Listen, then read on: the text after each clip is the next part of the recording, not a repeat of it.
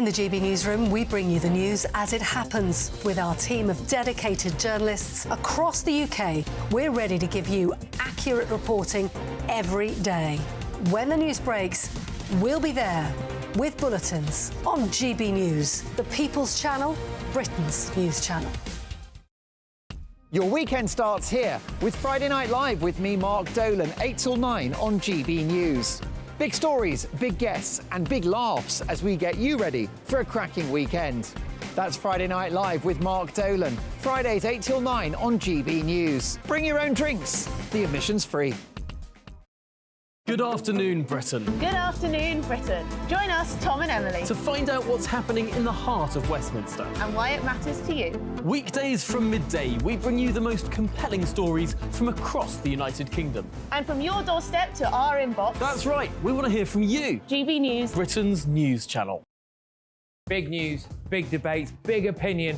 Patrick Christie's Tonight is the week's biggest show. Every weekday, 9 to 11 p.m, we've got the inside track on the day's top stories. There'll be sharp takes you won't get anywhere else. We will set the news agenda, not just follow it, and I want to bring you along for the ride. Whatever it is, we'll have our finger on the pulse. It's news, but it's this close to entertainment. Patrick Christie's Tonight, 9 to 11 p.m, only on GB News, the People's Channel, Britain's news channel. GB News is Britain's news channel, and now you can support it. All you have to do is scan that QR code that's up on your screen right now, or you can go to gbnews.com/support and become a GB News member. You'll have fantastic benefits. We're also going to organise special events where you as GB News members can meet the presenters, the on-screen faces. Scan the QR code or go to gbnews.com/support. Thank you so much.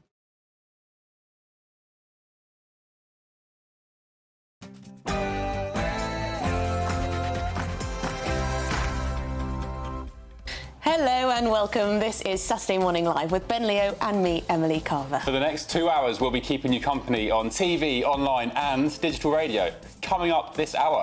Yes, Labour is on course for a thumping victory at the general election. That's according to a major new poll. So as speculation mounts that Sunak will call a May vote, the People polling for GB News has Starmer's party holding a 22-point lead over the Conservatives.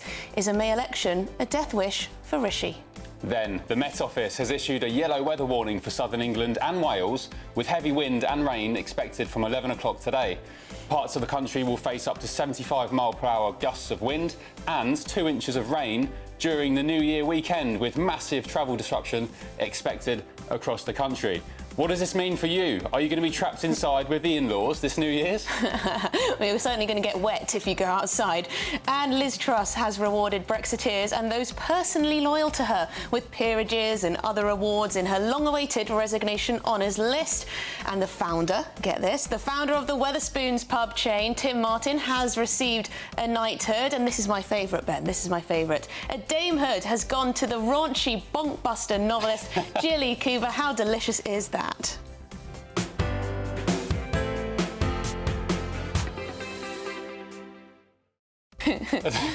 Delicious indeed, Emily. They're brilliant books. They are brilliant books. And of course, this show is nothing without you guys, the viewers, and your emails and messages, so please get them coming in, especially on the New Year's honours. I'm a bit miffed that Sajid Javid, Mary Earps and the COVID scientist who got every prediction wrong, he's been awarded with a So you've been a bit annoyed by some of them? A little bit, but I've got some great ones that I'm very happy with, which I'll share with you a bit later on as well. Yes, and I'm delighted with Jilly Cooper, the bonkbuster novelist. You know, Rishi Sunak, Prime Minister, is an absolute big fan of Jilly Cooper, so there you go. Let us know your thoughts. What do you make of the honours list? And also Liz Truss's resignation, some peerages made. Is that appropriate? Email us, gbviews@gbnews.com, or message us on our socials. We're GB News. Yep, but let's kick off the show with your latest news headlines with Aaron Armstrong.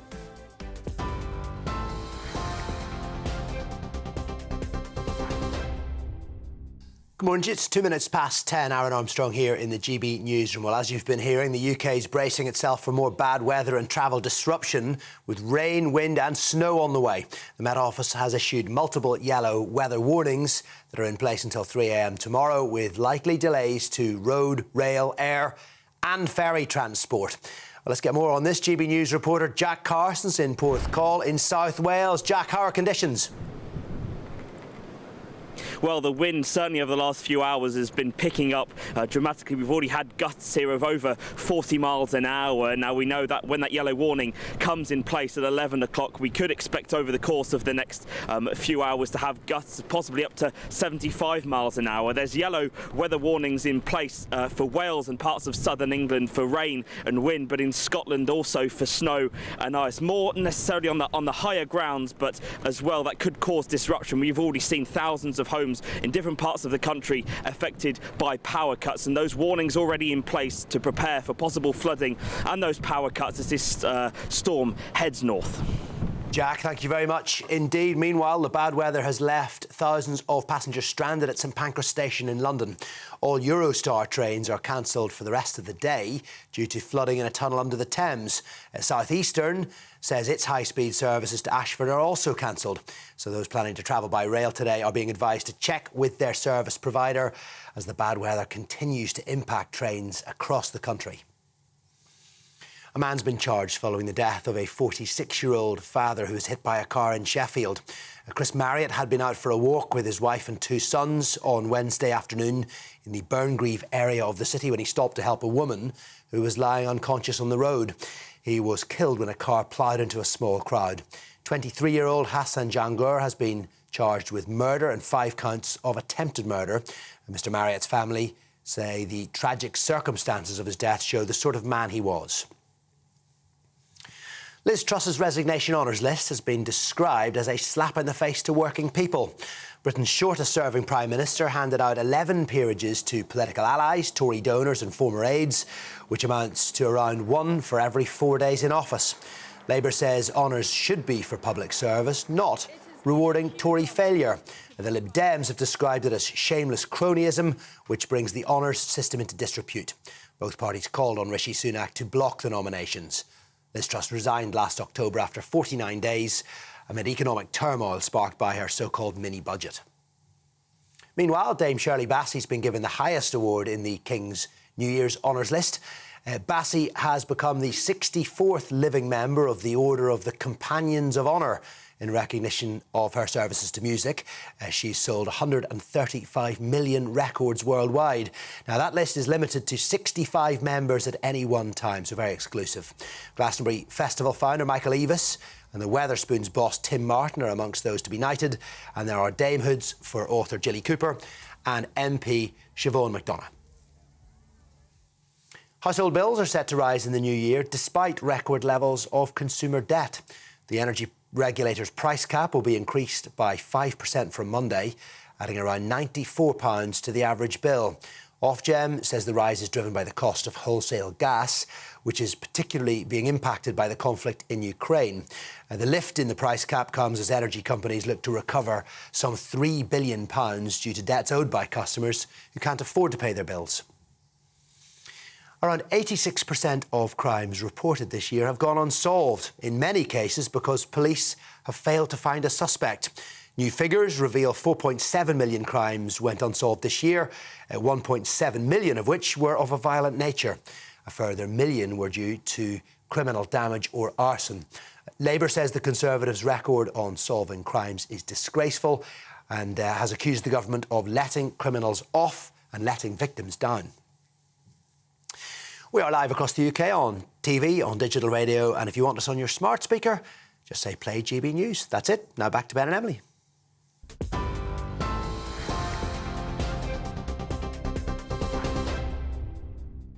Thanks, Aaron, as always. So let's get stuck into it, shall we? Yes. Now, our exclusive end-of-year GB News People's Poll has revealed that more than half the country feel worse off compared to a year ago. Yes, the poll has further shown that 2/3 of the country would you please believe it is time for a change in Westminster, with Labour holding a 22-point lead over the Tories. And another significant result from this round of polling shows that Margaret Thatcher, of all people, was voted the most popular choice when respondents were asked which former PM they would like to put in number 10 today. Interesting. Well, talking of former Prime Ministers, and to go alongside our People's Poll, we have an exclusive message this morning from our very own Boris Johnson. Let's have a look then. Hi folks, 2024 is almost upon us. So let's hope that the next 12 months are a great year for our country and a great year for the upstart, insurgent, dynamic news channel that is GB News. Well, there you go, a little message, short and sweet, from the former Prime Minister. So shall we introduce our panel? We're joined by political consultant Emma Burnell, and I believe Henry Bolton is trapped in some weather, but he will battle the elements. He is very much on his way, so he may join us. So any surprises there with that polling? I mean, it's interesting, isn't it? 22 points is a significant lead for Labour. That's quite a lot further than the average has been, which has been somewhere between 16 and 20 points. That there is also a desire for Margaret Thatcher shows that I think what people are looking for is not just a change from this current government, but also strong leadership and vision. I am, of course, as you know, I'm on the left. I'm no fan of Thatcher. I grew up in inner London in the 80s. She was basically a swear word where I grew up. But essentially, I think what people are remembering was that she had a vision and she delivered on that vision. Now, many people like me would say that a lot of what was then delivered have led to some of the problems we have now. I, because I'm a housing campaigner, would particularly point to the selling off of social housing without a proper replacement scheme, which has led to so many people being unable to get into social housing. But I think what people liked about her and what they may be missing, particularly with Rishi Sunak, who just seems to go from pillar to post, no sort of strong ideas at any given moment, is a sense that they had a leader who, whether they liked it or not, told you what she thought, made an argument for it, was a political teacher.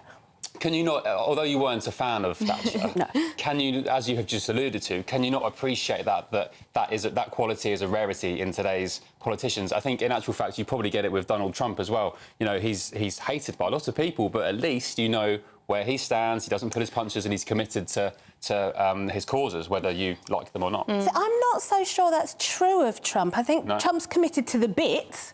But I don't know, what is Trump's ideology? I find that less easy to define than I do with Thatcher. It's America first, isn't it? America first, but what does that mean? Once you drill down below the sloganeering, what does America first mean? You know, build the wall, OK, how?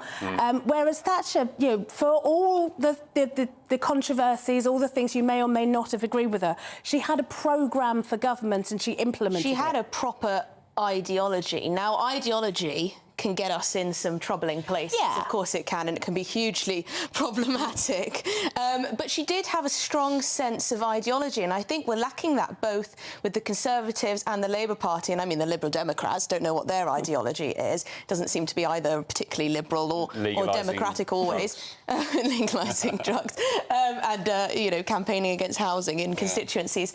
But that sort of ideology, do you think people want that? I don't know if it's ideology so much as programme. I think what Thatcher had was she wedded an ideology to a delivery programme. And I think people don't necessarily want someone who's just ideological to the excuse of any kind of sense that they could change their mind were the facts to change.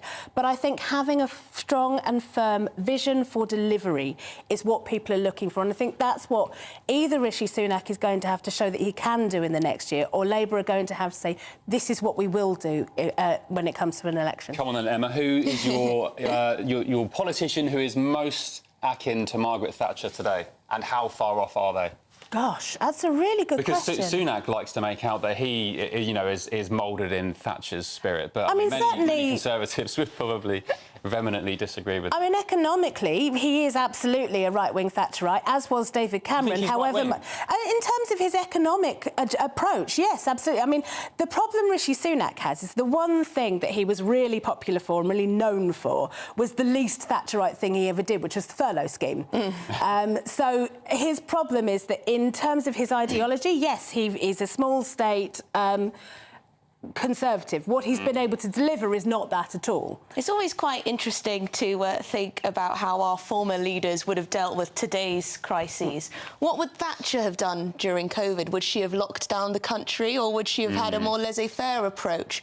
What would Winston Churchill have done. And the boats and in as well. terms of, yes, the boats, the NHS, what would these leaders who had more conviction, would they have done things very differently? Well, I think Churchill, if you look at the way that we behaved during the war, there was an awful lot of restriction on people's, freedoms, personal freedoms. We had rationing, we had children taken away from homes and put in safety in the country. We were, during the Blitz, we think of it as a fight for freedom, and it was absolutely a fight against Nazism. But, in order to win that, there were significant restrictions Absolutely at home. right. Rationing went on for many years. I'd argue with Sunak mirroring himself on Thatcher. That's the problem with the Conservatives today. That's why they have capitulated on that 2019 election victory, because really there aren't really any Conservatives left in the Conservative Party. If there are, very few. Maybe Jacob Rees-Mogg of this parish, of course. And actually, in the Tony Blair files that we saw this week or released yesterday, his position on handling and dealing with asylum seekers and migration is far more right than anything we've seen today with this alleged right-wing Tory government. And it does make me laugh when people say this is a far-right Conservative government. It's like, well, not really. We've got the highest tax burden in decades. We've got uncontrolled mass migration, legal and illegal. I mean, which part of that is... It's their rhetoric. People talk about the rhetoric. This is it, where Sunak has completely failed. He has a set of beliefs that are economically extremely right-wing. And I'm not talking about the sort of socially right-wing stuff, but in terms of economics, that is what he's always believed in. But he's been Perhaps utterly... in his soul, but it doesn't turn absolutely. into This is what I mean. He's been completely unable to deliver upon it. Yes, very interesting indeed. Now, you're a political consultant. What do you imagine political consultancies across the country are advising their clients? So, for example, if you're working on behalf of a big corporation or working for a particular business, what would they be saying? Yes, you're probably going to have a Labour government. What does that mean for business? Well, to be honest, most of my clients are third sector, to be fair. Right, okay. So I work with a lot of charity organisations. But I think anybody will be saying at the moment, you need to understand what the Labour Party wants from business. The Labour Party have been hugging business pretty close over the last few years. Rachel Reeves, has had probably more dinners in the city than I've ever been in the city. And I grew up in the city. But, she... so I think there is a relationship to be built. It isn't confrontational the way it may have been during the Corbyn years. But equally, Labour does want something from business too. And I think there has to be a real partnership approach. One of the things that Labour said they'll do in their first 100 days is a bill on workers' rights.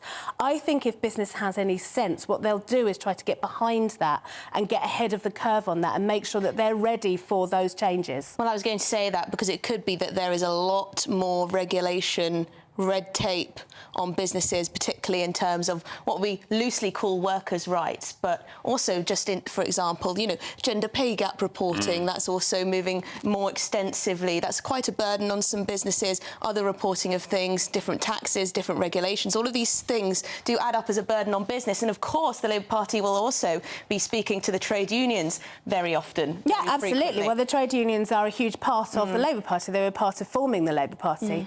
And workers' rights are a way of enabling people's lives to get better. And we saw from your poll that so many of us feel worse off this year than we did last year. And people do need to feel that they're getting something more. When you're working and working. That's where there's that complete ideological divide, isn't there? Because Conservatives want to free business from red tape, and they believe that individuals will be freed in that way. But then on the Labour side, that's what we more thought regulation. we were getting with the Brexit vote. So it's going to be interesting to see how Starmer, completely unravels what little the Tories have done on that front. But it's going to be... And the threat of reform. We haven't talked about that yet. Yeah, so are they sort of polling 10 points behind the Tories? 10%. 10%. So 40...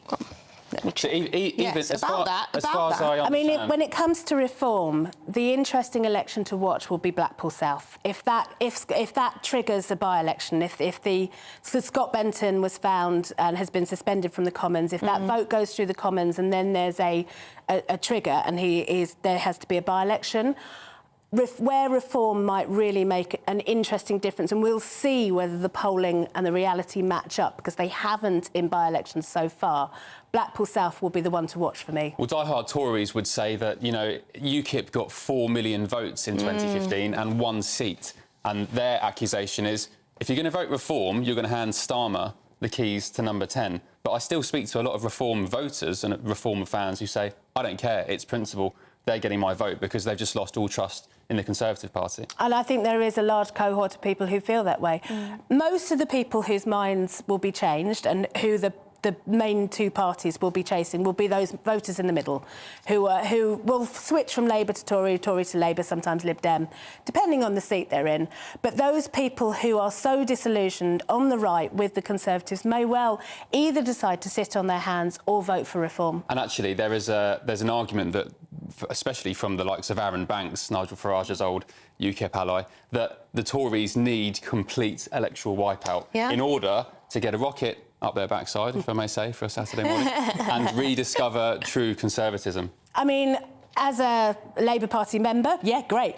I will say that I remember a lot of people in the Labour Party having that conversation in 2008, 2009, and it didn't go so well in the end for us. Oh, we'll be out for one term, we'll completely reinvigorate ourselves. Didn't really work out that way. Yes, there'll be lots of... Now, we shouldn't assume that the Conservatives are going to lose the next election. You never know. You never do know, do you? No, you never know. I said the other day that on the eve of the 2016 US election, the New York Times had that infamous front-page story, a big splash, saying Hillary Clinton, 99% nailed on for the presidency. And what happens over the coming days? Of course, Trump won and defied the odds. So you never know. We could have a bit of a messy result because there may be a lot of people who are desperate for a change, but then when it comes down to it, can't quite bring themselves to vote Labour. There may be. There may be what they could term shy Tories in terms of the polling. I think polling organisations have got a lot better following some of the really big polling mishaps like in 2015. So I think that there are ways that those are being tried to be weaned out. I think that in terms of where the polling is, and the way that voters are, if you look at the way they're behaving in by-elections, it's not simply that they want a change, it's that they want the Tories gone. And I think that is when the rot sets in. It's just very, very difficult to know how you turn that around. When do you reckon Emma Sunak will call an election? Will he do it in May, to coincide with the budget that Hunt will unveil on March the 6th? Or will they try and give the budget time to flourish where people feel a lot better off towards the end of the year and, inflation continues to fall and so on? It's always so difficult. I have been long of the opinion that it would be an October election. But there have been more and more indications that he might be tempted to go for May. I also wonder whether they'd want an election to coincide with the US as well. There is that huge difficulty. I mean, they'd have to hold it as early in October as possible in order to not have two major elections in the big countries at the same time. I must say we've got some love coming into the inbox for Maggie Thatcher. Oh, yeah? Yes, Surprise. we do. David says, Maggie was amazing. Everyone goes on about how she was hated, yet she won 3 general elections. No modern MPs are any good. All week, trying to please everyone instead of saying how it is. Yes, I do think there's a lot of that going on. I don't know whether it's weakness of our current crop of politicians, the world of social media, the fear of getting harangued. That's a huge part of it. I mean, I do wonder, we have this idea that the politicians of the past were these giants, but that's because we saw very, very small amounts of them. We saw them making set-piece speeches. Until the late 80s, we didn't even see them in the Commons. We only ever heard them. So actually, we saw a lot less of them.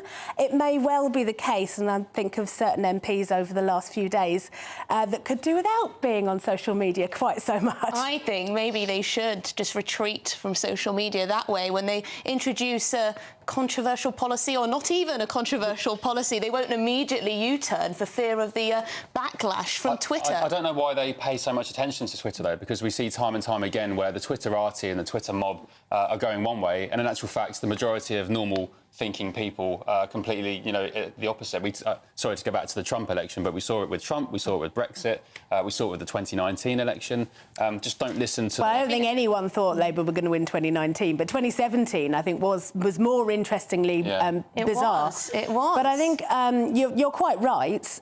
Twitter is a very small echo chamber where political activists and journalists talk to each other, and we wind each other up, and that's true on the right and the left. And trolls like to bully, don't they? And what fun fun we have. And what fun. I just saw you tackling them the other day, retweeting them. I did. I said, you know, it's fun blocking people who are nasty for no reason. I had some on Christmas Day even. I'd never reply anymore, but I'm just thinking, it's Christmas Day, go and have a drink or spend time with your kids. Well, maybe that's the problem. They'd had too many. Or maybe they've got anyway, no friends. thank you very much for your time, Emma Burnell there. Great stuff. Thank you, Emma. Now, for all the best analysis and opinion on that and more, you can go to the website, gbnews.com. Yes, you can indeed. You're watching and listening to Saturday Morning Live on GB News. Lots more coming up on today's show. But first, let's take a look at the weather. Morning, I'm Alex Deakin, and this is your latest weather update from the Met Office for GB News. A blustery day today, a wet one for some as well, and we do have heavy snow falling across parts of Scotland. A number of Met Office yellow weather warnings in place, heavy rain across Northern Ireland as this wet weather hits the colder air across Scotland. It will generate some snow, mostly over hills, but some even at lower levels for a time as it spreads northwards. Heavy rain for Wales could also cause some flooding, and gusty winds across southern England and Wales could touch 50 miles an hour in places, maybe 70 to 75 around some exposed coasts. So a blustery day, mostly dry in eastern England. Temperatures 10, 11, maybe 12 Celsius, but feeling cooler with the winds. Another band of rain swinging then across England and Wales, a spell of a couple of hours of heavy rain and gusty winds through this evening, working from west to east. The snow clearing away from Scotland, turning more to rain, and then plenty more showers coming into the west through the night. Temperatures mostly holding up at 5 or 6 degrees above freezing. Into New Year's Eve, and a fine start across many central and eastern parts of England. Generally staying dry over northeast England, parts of eastern Scotland, but lots of showers elsewhere. Heavy showers moving in on a gusty, blustery wind. They'll come and go throughout the day. Staying very windy across the Northern Isles. Very windy too for Wales and southwest England. As you can see, lots of showers moving in. Some brighter spells between the showers, but generally temperatures at 6 to 10 Celsius and feeling cooler with the wind. Wrap up warm and don't forget your umbrella. Yeah, your umbrella, definitely going to need it. Lots more coming up on today's show. Well, talking of weather, the Met Office has issued a yellow weather warning for southern England and Wales. Heavy wind and rain expected from 11 o'clock today, so I guess that's in 35 minutes. Yeah, I'm not sure I've got a raincoat on me, actually. No, but I've got a hood. Okay. I've got a hood. I'm going to be all right. I'll take refuge under your hood. Share it. Yeah, so parts of the country will face up to 75-mile-per-hour gusts of wind and 2 inches of rain during the New Year weekend, with massive travel disruption expected across the country. Will you be trapped inside with the in-laws for New Year's? Let us know. All of that and more what would be wrong with that, eh? All that and more to come. You're with Ben Leo and Emily Carver on GB News, Britain's news channel.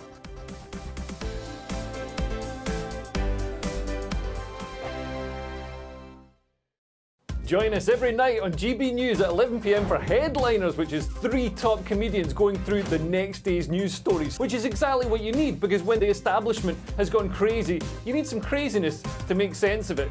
Headliners. You don't have to bother reading the newspaper. We've got it covered for you. Every night at 11 p.m. and repeated every morning at 5 a.m. We won't send you to sleep like some of the other paper review shows out there. So join us 11 p.m. every night on GB News. The People's Channel, Britain's news channel.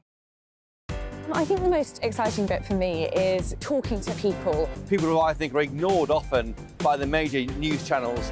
We're going to give news they want to hear. There's a voice there that needs to be heard. I think there's a chance here for a diversity of opinion to be expressed, which you don't find elsewhere. It's really exciting. We don't hold back. We're free to say how decisions that are taken here affect us all around the country. Only on GB News, the People's Channel, Britain's news channel. I'm Michelle Dewberry, and I'm not here to tell you what to think. I'd much rather hear what you have to say. So send in your opinions to gbviews@gbnews.com. Keep them clean, and you never know, I might read them out. With my panel here on Jubes & Co, we debate, we get stuck into the issues of the day on a show where all views are welcome, especially yours. GB News, the People's Channel, Britain's news channel. In the GB Newsroom, we bring you the news as it happens. With our team of dedicated journalists across the UK, we're ready to give you accurate reporting every day. When the news breaks, we'll be there with bulletins on GB News, the People's Channel, Britain's news channel. Your weekend starts here with Friday Night Live with me, Mark Dolan, 8 till 9 on GB News. Big stories, big guests and big laughs as we get you ready for a cracking weekend. That's Friday Night Live with Mark Dolan. Fridays 8 till 9 on GB News. Bring your own drinks. The admission's free. Good afternoon, Britain. Good afternoon, Britain. Join us, Tom and Emily, To find out what's happening in the heart of Westminster. and why it matters to you. Weekdays from midday, we bring you the most compelling stories from across the United Kingdom. And from your doorstep to our inbox. That's right, we want to hear from you. GB News, Britain's news channel. Big news, big debates, big opinion. Patrick Christie's Tonight is the week's biggest show. Every weekday, 9 to 11 p.m, we've got the inside track on the day's top stories. There'll be sharp takes you won't get anywhere else. We will set the news agenda, not just follow it, and I want to bring you along for the ride. Whatever it is, we'll have our finger on the pulse. It's news, but it's this close to entertainment. Patrick Christie's Tonight, 9 to 11 p.m, only on GB News, the People's Channel, Britain's news channel. GB News is Britain's news channel, and now you can support it. All you have to do is scan that QR code that's up on your screen right now, or you can go to gbnews.com/support and become a GB News member. You'll have fantastic benefits. We're also going to organise special events where you as GB News members can meet the presenters, the on-screen faces. Scan the QR code or go to gbnews.com/support. Thank you so much.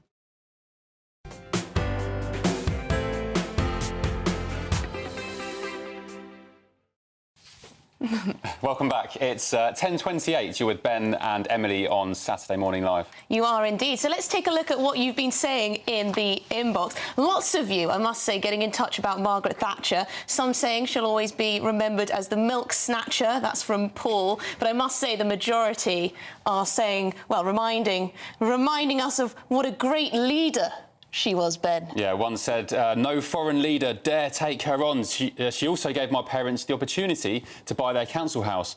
Otherwise, like millions of others, they would never have been able to. Shame she's not in charge of these, I won't read the word, these people today. Oh, gosh, what did she say? Something very rude. Robert says, we've not had a Conservative Party for many years. They're so close to the Communist Labour Party, Lib Dems and Greens that you can't get a cigarette paper between them. Reform Party for me in the future. That's Bob from York. He seems very sure that he's going to vote Reform. Is there anything the Conservatives could do that would make you vote Conservative? Let us know. But it doesn't look very likely from Bob there. She's had a somewhat of a win with the small votes. I know he said he'd stop them, but they have halved. I know the weather's been bad. Not halved. Third down. A third down. Third down. So half a point for that. Inflation's come down. I know it's come down globally, but again, maybe, you know, just be generous. It's Christmas. Well, you know what? I think it is important to put things in a little bit of perspective. We have gone through many crises over the past few years. Yeah, wars. I mean, not just Ukraine. You've had Israel-Gaza recently, then you had COVID. Yeah, I'm not sure the Labour front bench would have dealt with them particularly well, but there you go. Let us know what you think. gbviews@gbnews.com. Right, delighted to be joined now by Henry Bolton, no less, who has... what happened, Henry? Trains, dodgy, trampolines on the railway line? Country any longer. Yeah. Floods, nothing going in and out of St Pancras today. Well, absolutely nothing. So it's all flooded, apparently, so that's dead. Well, look, you're here with us now, and you're a testament to the fact that travel chaos is real. We're not just bigging this up. And persistence works. Yes, exactly. The Met Office, in fact, they've issued a yellow weather warning for southern England and Wales with heavy wind and rain. It comes just hours after the chaos caused by Storm Gerrit, actually, earlier this week. Yes, with us now to get the latest is our GB News West Midlands reporter, Jack Carson. Jack, where are you exactly and how's the weather?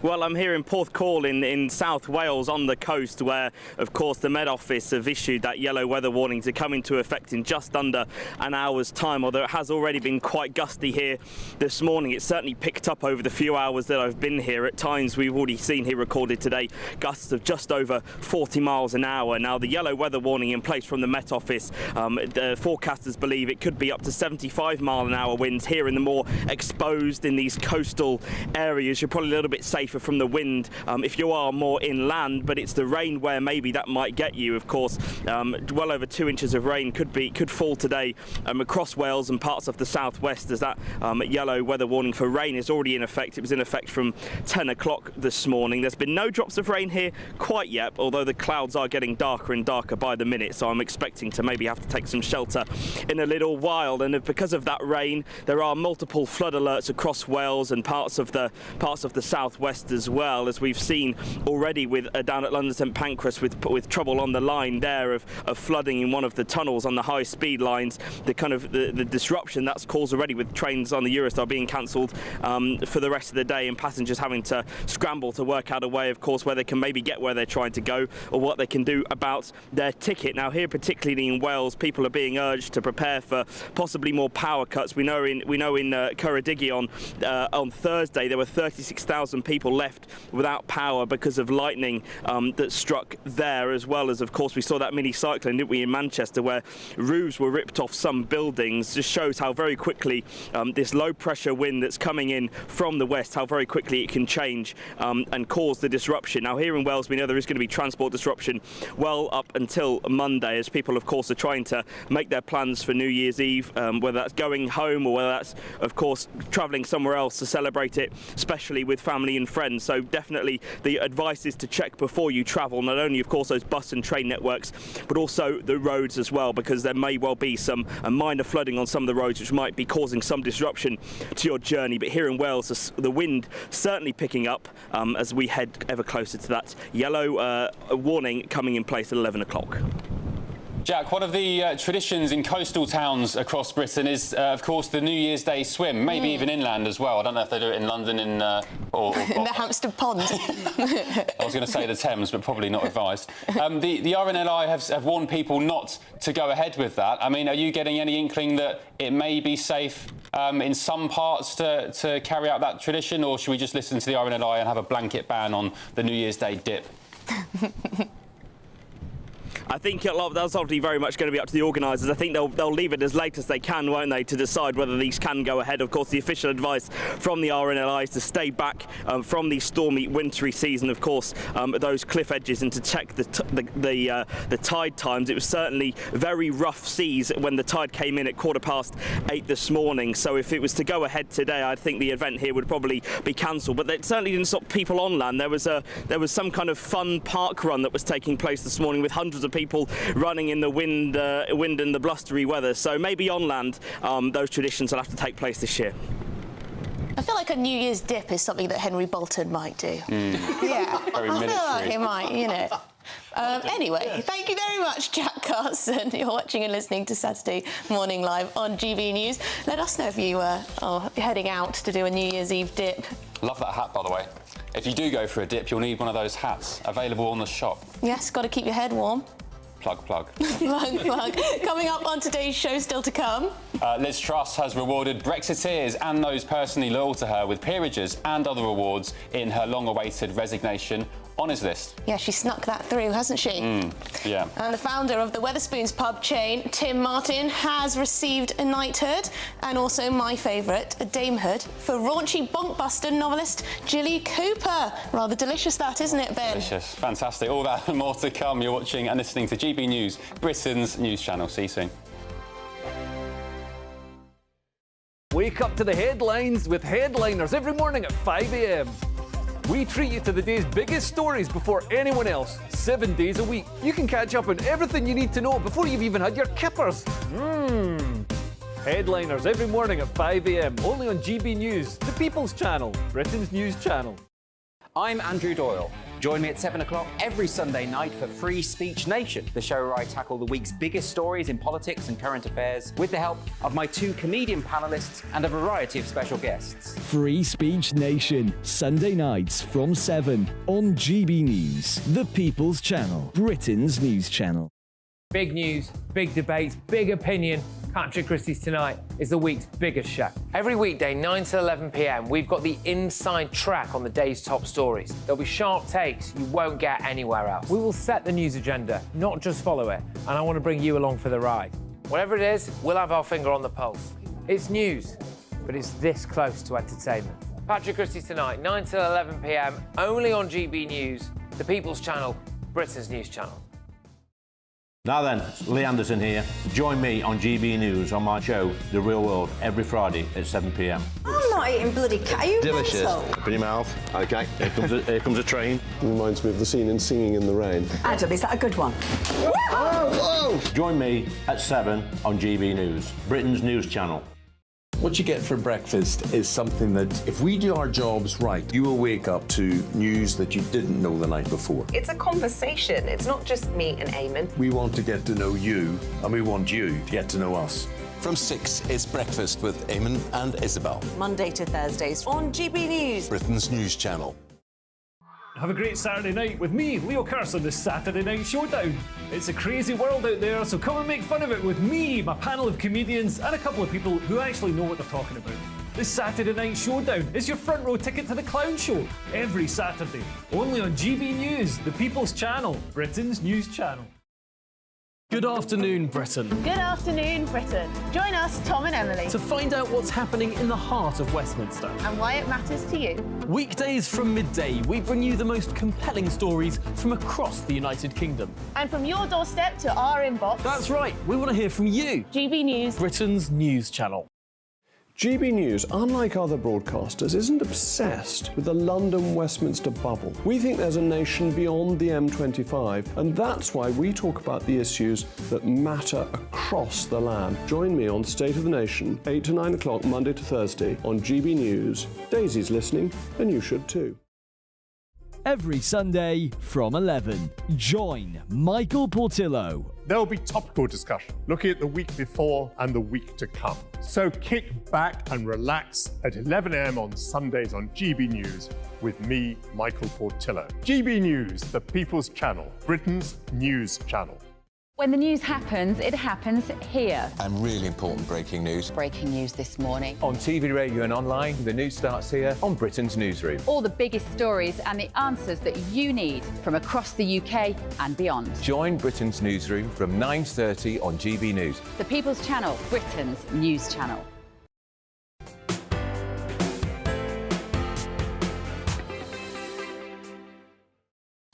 Right, welcome back. It's 10:39. You're with Ben Leo and me, Emily Carver, on Saturday Morning Live. Let's take a look at what you've been saying in the inbox. Very interesting one here from Andy. He says, I was born in Barnsley and remember the miners' strike, but I loved Margaret Thatcher's leadership. I never told anyone because I could have been lynched. A little secret Maggie fan there. You're going to take cover. Can't reveal your identity.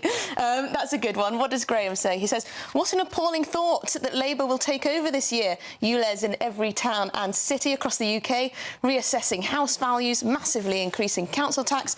People will pay a huge price for electing Keir Starmer. Well, there you go. Strong stuff from Graham.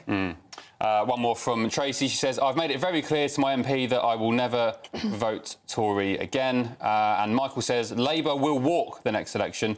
I won't be voting for them, not under secure anyway. It's obvious that will happen. And I've just one more that's quite interesting. Jane says, the point about the Tories is they're unelected leaders. We voted for Boris, they ignored us, stabbed him in the back, and us. He wasn't given a fair crack of the whip. So there you go. A lot of people are angry about the change in leaders, which is quite understandable. Yeah. There's been quite a few. I mean, they're even considering it now, aren't they? There's talk that Sunak could be replaced before the election. Can you imagine? And yet another Conservative leader and Prime Minister. Goodness me. Goodness me. Well, the list of recipients in the King's New Year's Honours list has been released. Yes, as well as all the usual spattering of musicians, sports personalities and charity workers. Glastonbury's very own Michael Eavis receives a knighthood, as does Brexit champion and boss of Wetherspoons, Sir Tim Martin. Yes, so GB News' Jeff Moody has the story for us. It was the moment of the year, if not the century. 7 months after the Archbishop of Canterbury crowned the King, Sir Justin Welby, now a Knight Grand Cross of the Royal Victorian Order, for his part in the coronation that captivated the world. Sports stars too. England goalkeeper Mary Earps nets an MBE for services to football after the Lionesses finished runners-up to Spain in the Women's World Cup.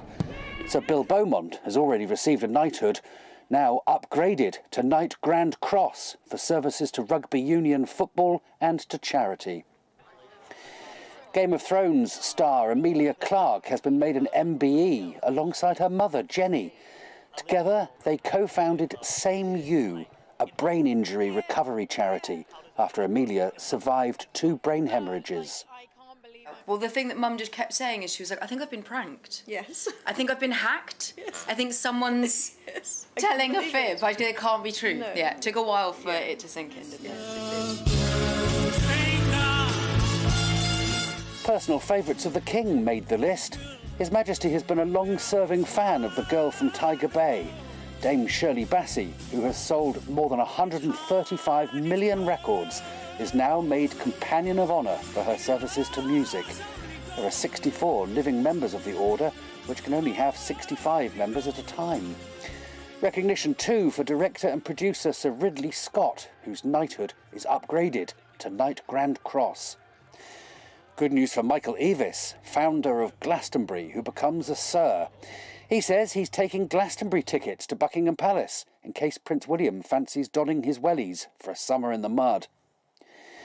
Perhaps a surprise, the boss of Wetherspoons, now Sir Tim Martin. Dubbed by Nigel Farage a Brexit legend, Sir Tim's knighthood was championed by Kemi Badenoch, who argued not enough Brexit-supporting businessmen were being recognised. In politics, former Chancellor and Home Secretary Sajid Javid has been knighted, and Dame Margaret Beckett, Labour MP for Derby South, has had her damehood upgraded to a Dame Grand Cross. As well as familiar names, an MBE for Ian Russell, the father of 14-year-old Molly Russell, who took her own life after viewing harmful material on social media. He's been recognised for services to child safety online. Although honours are individual things, this was for a team of people. This is for hundreds of people, in fact, that have been involved in making the online world safer and helping to prevent young suicide. This year's list includes a total of 1,227 recipients, 48% women and 13.8% from an ethnic minority background. For some, the honours system is antiquated and inappropriate, but for those on the receiving end, it's the start of a new year they'll never forget. Jeff Moody, GB News. Well, certainly lots of heroes and villains amongst that motley crew, depending on which side of the political spectrum you sit on. Liz Truss's honours, actually, they've caused quite a stir this morning. So Jonathan Ashworth, Labour's Shadow Cabinet Office Minister, described them as, quote, rewards for Conservative failures. He said the resignation honours list was proof positive of Rishi Sunak's weakness because he nodded through these tarnished gongs. Let's see what the panel make of this story. So Emma Burnell, political consultant, and Henry Bolton, former UKIP leader. Should we start with Liz Truss's gongs for her colleagues and friends?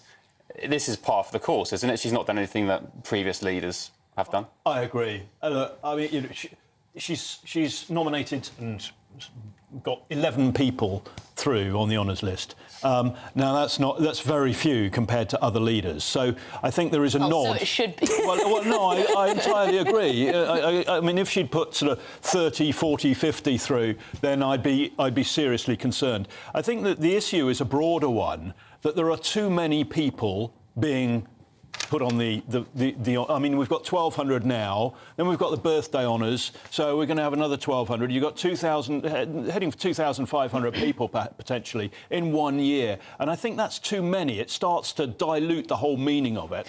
I think also... Henry, how big is the House of Lords going to get? Well, 785, well, that's the other thing. Far bigger than the House of Commons. I agree entirely. The House of Lords absolutely needs reform. I am not one of the people who calls for its abolition. We need a second chamber, we need a scrutiny chamber, but it needs to be highly competent people who are in there. Highly competent. We don't want to move people out of the House of Commons into the House of Lords because it's more convenient or as favours to people. We need people in that scrutiny chamber who are the best and brightest minds and experience that the country has to offer. That's difficult, though, isn't it? Because everyone has a different opinion on who would make a good peer. Well, that's true. I want to pick up on two words that Henry used there, highly competent. One of the people who's been put into the House of Lords, given an honour by Liz Truss, is her Chief of Staff. The Chief of Staff that ran her 49-day disastrous stay in Downing Street. Now, it's really, really hard, wherever you sit on the political spectrum, to say that that operation was highly competent. You know, whether you're a Conservative and wanted them to succeed, or whether you're Labour and were just watching either with horror or popcorn, let's face it, one or the other or both. It was not a highly competent operation. I believe you're referring to Ruth Porter. Indeed. And now she has a CV besides being Liz Truss's Deputy Chief of Staff. Yes, but she's been appointed to that role by Liz Truss as a result of being her Chief of Staff during that time of high incompetence. There does seem to be, if I may say, a tendency or almost an acceptance that if you're a former Chief of Staff, you will be appointed to the House of Lords. I mean, we have had a succession of incompetent Chiefs of Staff in Downing Street, highly incompetent. And the COVID inquiry has thrown out absolutely starkly, if nothing else, that the organisation, which is down to the Chief of Staff, in Downing Street has been absolutely outrageously appalling. Well, and I'm shocked by the level of incompetence. Should we just scrap the lot? Well, I think... Is it a bit, you know... No, I think we need to... There's always claims of cronyism. There's always lots of people who are upset by the lists for numerous reasons. I would definitely scrap the Prime Minister's resignation on his list. I don't think they're necessary. I don't think... You know, and I think what's happened with Liz Truss is it's highlighted something that was probably already absurd, but the absurdity of this person who failed so badly, getting the same honour, getting the same ability to appoint honours as other people. Well, in Liz Truss's defence, some would argue she was the best PM we were never allowed to have, and she has admitted that she... Some might. They'd be hard-pushed to find a majority of the country that would support that. Aren't we seeing now that, in actual fact, some of her go-for-growth policies are exactly what we need, and now Jeremy Hunt suddenly found a couple There's a great deal of difference in saying you want growth and failing spectacularly to deliver it. Indeed, but I think there was some credibility and some validity in what she did. I think she would now admit that she went too hard, too fast. Which is probably true, and didn't quite sort of prepare the ground fully. But I mean, that's a matter of opinion. But I do agree that we ought to really look again at the Prime Minister's resignation honours, because it is simply returning favours, largely, to often highly incompetent people who should not be in the House of Lords. Yeah, it feels like cronyism, and I don't think that in 2024 we should be saying that that's OK. And I would say that if we're a Labour honours list. I mean, to be fair to both Tony Blair and Gordon Brown, they didn't do them. Oh, yeah, but they'd made lots of... I mean, they appointed lots of... They've appointed peers, but neither of them did a resignation honours list, and I think that is an anachronism that that's the first step in many, many other steps of reforming our democracy. The first and easiest step for anyone to do is say, you know what, resignation honours list, draw a line under it's done. I'm sure a lot of people would agree with you on that one. Would you at home get rid of the resignation list, honours list, that all Prime Ministers get to nominate? Well, then it's not fair for the next Prime Minister or the next Prime Minister. Why should all these previous Prime Ministers... But that's always the argument against change. Forever. I'm a recipient of an honour. Yes, you are. I am, and it was a New Year's honour, so I wouldn't like to get rid of the honours. No, of course not. I'm sure it's well deserved. But no, I'd also like to say that there is a certain ring to Baroness Burnell of Baker's Arms. It should be. There is, yes. It should be for contributions beyond anything that is normal. It's got to be exceptional work, and it doesn't have to be New Year. It doesn't have to be when a Prime Minister resigns, but it should be... Henry, talking about COVID, so Sajid Javid, who was the Health Secretary during, for part of the pandemic, he has been given a knighthood.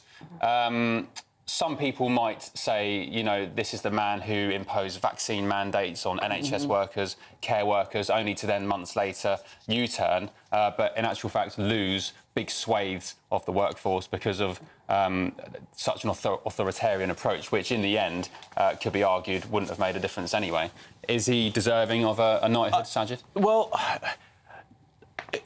Given the low bar that we apply these days anyway to awarding knighthoods, yes, probably. But that's the whole point. That bar needs to be moved. And I would not give him a knighthood for that job. I think I would, if I was in a position to do so, I would probably give knighthoods to about a tenth, if that, of the number of people who do. So he would be off the list. Tim, he'd be off your list. Yeah, he would. Yeah, he would be off. May I ask about one more that's turned out to be a bit of a controversial one, considering recent headlines? This is the Aviva boss, Amanda Blanc. She's been awarded a damehood, recognised for services to business, gender equality, and also to net zero. Is that what it's for? Gender equality? Gender equality and net zero. Now, she was in the news recently because she said that she vets senior white male appointments. So that, of course, has been picked up. I mean, I think she's a senior woman in business. Tim Martin is a senior man in business with very different political views. They've both been given a knighthood. Michael Eavis, technically, I suppose, a senior man in business, the music business. There are going to be people across the political spectrum who you will disagree with, who you will madly agree with, who will get these honours. And we can all go, I like that one, I don't like that one. Ultimately, I think it's the system that we should be looking at, not the idea Henry, it's quite fun to look at the individual ones, though, excluding isn't it? white people from senior jobs or making sure they're signed off isn't my idea of gender equality, is it? No, it's not mine either. Yeah. And I had to sign you off. Thank you so much for the pleasure. I think we need to stop all this. We need to. It's a different topic, I know, but we need to start looking at a meritocracy, and we need to look at that in the honours lists as well. It's not about what your policy is or how good a business person you are. It is about what you have done for your community or your country that is above and beyond, that is exceptional.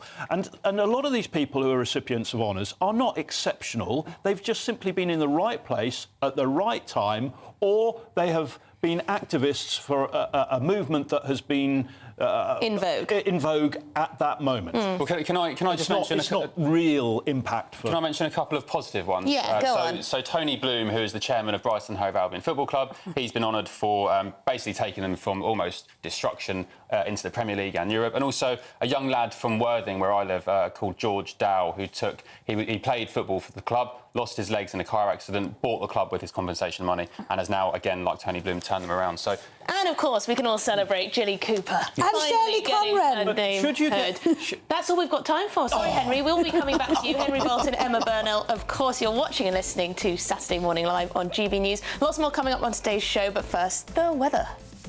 A brighter outlook with Box Solar, sponsors of weather on GB News.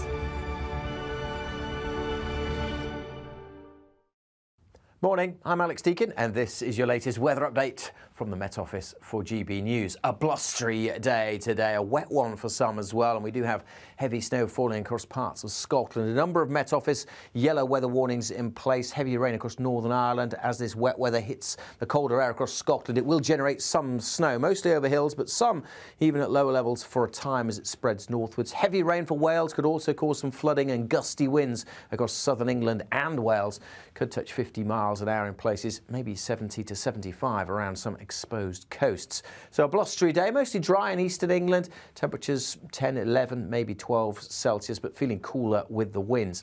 Another band of rain swinging then across England and Wales, a spell of a couple of hours of heavy rain and gusty winds through this evening, working from west to east.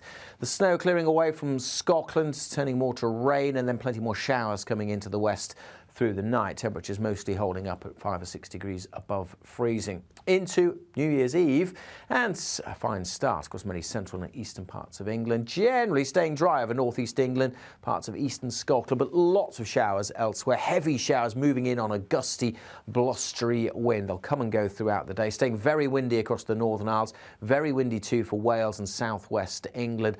As you can see, lots of showers moving in. Some brighter spells between the showers, but generally temperatures at 6 to 10 Celsius and feeling cooler with the wind. Looks like things are heating up. Boxed Boilers, sponsors of weather on GB News. Welcome back. Lots more coming up on today's show, including... Yes, Labour is on course for a thumping victory if the polls are correct. That's at the general election. That's according to our major new poll. Yes, and as speculation mounts, Sunak will call an election. We'll be back after the break.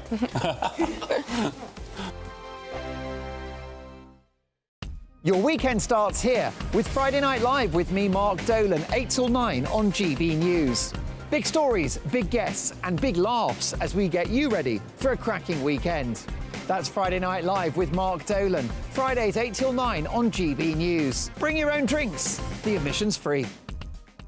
In the GB Newsroom, we bring you the news as it happens. With our team of dedicated journalists across the UK, we're ready to give you accurate reporting every day. When the news breaks, we'll be there with bulletins on GB News, the People's Channel, Britain's news channel. Big news, big debates, big opinion. Patrick Christie's Tonight is the week's biggest show. Every weekday, 9 to 11 p.m, we've got the inside track on the day's top stories. There'll be sharp takes you won't get anywhere else. We will set the news agenda, not just follow it, and I want to bring you along for the ride. Whatever it is, we'll have our finger on the pulse. It's news, but it's this close to entertainment. Patrick Christie's Tonight, 9 to 11 p.m, only on GB News, the People's Channel, Britain's news channel. Join us every night on GB News at 11 p.m. for Headliners, which is 3 top comedians going through the next day's news stories, which is exactly what you need, because when the establishment has gone crazy, you need some craziness to make sense of it. Headliners. You don't have to bother reading the newspaper. We've got it covered for you. Every night at 11 p.m. and repeated every morning at 5 a.m. We won't send you to sleep like some of the other paper review shows out there. So join us 11 p.m. every night on GB News, the People's Channel, Britain's news channel. I'm Michelle Dewberry, and I'm not here to tell you what to think. I'd much rather hear what you have to say. So, send in your opinions to gbviews@gbnews.com. Keep them clean, and you never know, I might read them out. With my panel here on Jubes & Co, we debate, we get stuck into the issues of the day on a show where all views are welcome, especially yours. GB News, the People's Channel, Britain's news channel. Tired of the usual focus-tested, pre-prepared Westminster runaround? Well, so am I. So you want higher taxes? Is your department to blame for this? Are you rethinking this policy? Every Sunday at 9:30, I'll be sitting down with those in power to get the truth about the issues affecting you. Let's be honest, we've known about the cost pressures of this project for years, not months. That's the Camilla Tominey Show, a politics show with personality. On GB News, the People's Channel, Britain's news channel. I think the most exciting bit for me is talking to people. People who I think are ignored often by the major news channels.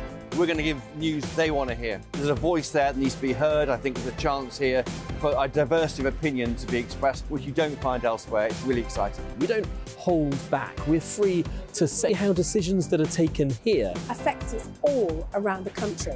Only on GB News, the People's Channel, Britain's news channel. Good afternoon, Britain. Good afternoon, Britain. Join us, Tom and Emily, to find out what's happening in the heart of Westminster and why it matters to you.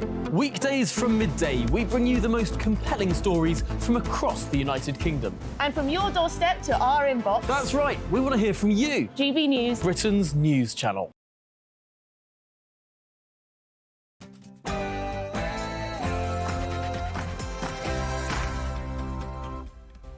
Welcome back. This is Saturday Morning Live with Ben Leo and me, Emily Carver. For the next hour, we'll be keeping you company on TV, online and digital radio. Coming up this hour. Yes, coming up, Labour is on course for a thumping victory at the general election. That's according to a major new poll. As speculation mounts that Sunak will call a May vote, the People polling for GB News has Starmer's party holding a 22-point lead over the Conservatives.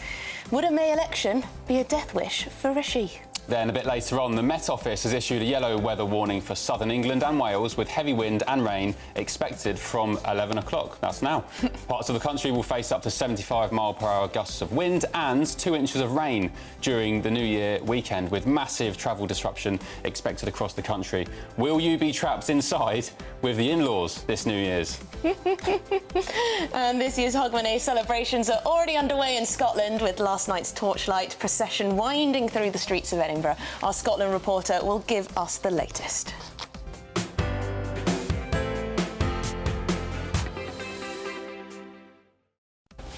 And of course, this show's nothing without you, the viewers. Keep those emails coming in. Plenty about the New Year's honours list, of course, and Margaret Thatcher as well. Lots of interesting thoughts on her. Yeah, some people believe these honours lists are all just a waste of time. I like them. Full of cronyism. I quite like them too. I think they're good. They need a bit of refinement. Maybe the outgoing PM's list needs to be scrapped. Resignation list. Yeah, maybe. I think we've got enough peers, don't you? Yeah. Well, can they all fit? I had a question for you guys. No, actually. they can't. Can they all fit in? No, but they don't tend to all go, do they? Clock in and out. Oh, well, if I was getting 300 quid a day, I think I'd make sure I was there every day. Yeah, but you only have to clock in. You don't have to stay. Oh, right. Well, let us know your thoughts on that and anything else. Email us at gbviews@gbnews.com or message us on our socials. We're at GB News. Yeah, but first let's take a look at all the latest news headlines with Aaron.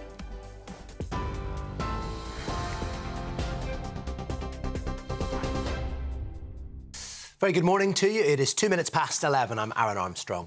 The UK is bracing for more bad weather and travel disruption with rain, wind and even snow on the way.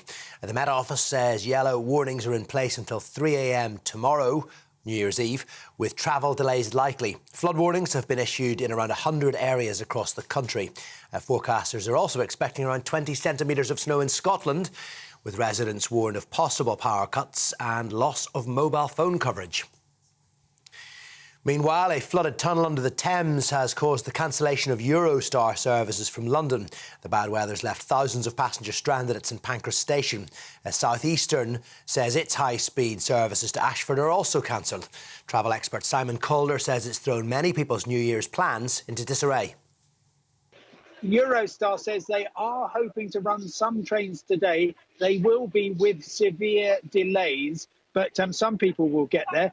As it is, we've had, I calculate, 28 trains from London to Paris, Brussels and Amsterdam, and in the other direction, cancelled so far today. That represents about 20,000 people who are not going to get where they need to be. Around 86% of crimes reported this year have gone unsolved, in many cases because police failed to find a suspect. New figures reveal 4.7 million crimes went unsolved this year, 1.7 million of which were of a violent nature. A further million were due to criminal damage or arson. Labour says the Conservatives' record on solving crimes is disgraceful and has accused the government of letting criminals off and letting victims down. A man's been charged following the death of a 46-year-old father who was hit by a car in Sheffield. Chris Marriott had been out for a walk with his wife and 2 young sons on Wednesday afternoon in the Burngreave area when he stopped to help a woman who was lying on the road. He was killed when a car ploughed into a small crowd. 23-year-old Hassan Jangur has been charged with murder and 5 counts of attempted murder. Mr. Marriott's family say the tragic circumstances of his death show the sort of man he was. Liz Truss's resignation honours list has been described as a slap in the face to working people. Britain's shortest-serving Prime Minister handed out 11 peerages to political allies, Tory donors and former aides, which amounts to just under 1 for every 4 days in office. Labour says honours should be for public service, not rewarding Tory failure. The Lib Dems have described it as shameless cronyism, which brings the honours system into disrepute. Both parties called on Rishi Sunak to block the nominations. Liz Truss resigned last October after 49 days amid economic turmoil sparked by her so-called mini-budget. Meanwhile, Dame Shirley Bassey's been given the highest award in the King's New Year's honours list. The legendary singer becomes the 64th living member of the Order of the Companions of Honour in recognition of her services to music, which has seen her sell 135 million records. There can only be 65 members at any one time. Glastonbury Festival founder Michael Eavis and the Wetherspoons boss Tim Martin are amongst those to be knighted, and there are damehoods for author Gilly Cooper and MP Siobhan McDonagh. Household bills are set to rise in the new year, despite record levels of consumer debt. The energy regulator's price cap will be increased by 5% from Monday, adding around £94 to the average bill. Ofgem says the rise is driven by the cost of wholesale gas, which is particularly impacted by the conflict in Ukraine. The lift in the price cap comes as energy companies look to recover around £3 billion due to debts owed by customers who can't afford to pay their bills. More than £330,000 of taxpayers' money has been spent in just 18 months on taxis to replace cancelled trains in Scotland. ScotRail, which was taken into public ownership last year, spent £40,000 in June alone. The single most expensive journey was a fare of almost £800 from Wick to Inverness for an 8-seater taxi. Transport Scotland says the criticism, though, is misplaced. They claim there have been fewer services cancelled since ScotRail was nationalised. Well, this is GB News. We're on TV, digital radio and on your smart speaker too. That's it for the moment. Now back to Ben and Emily.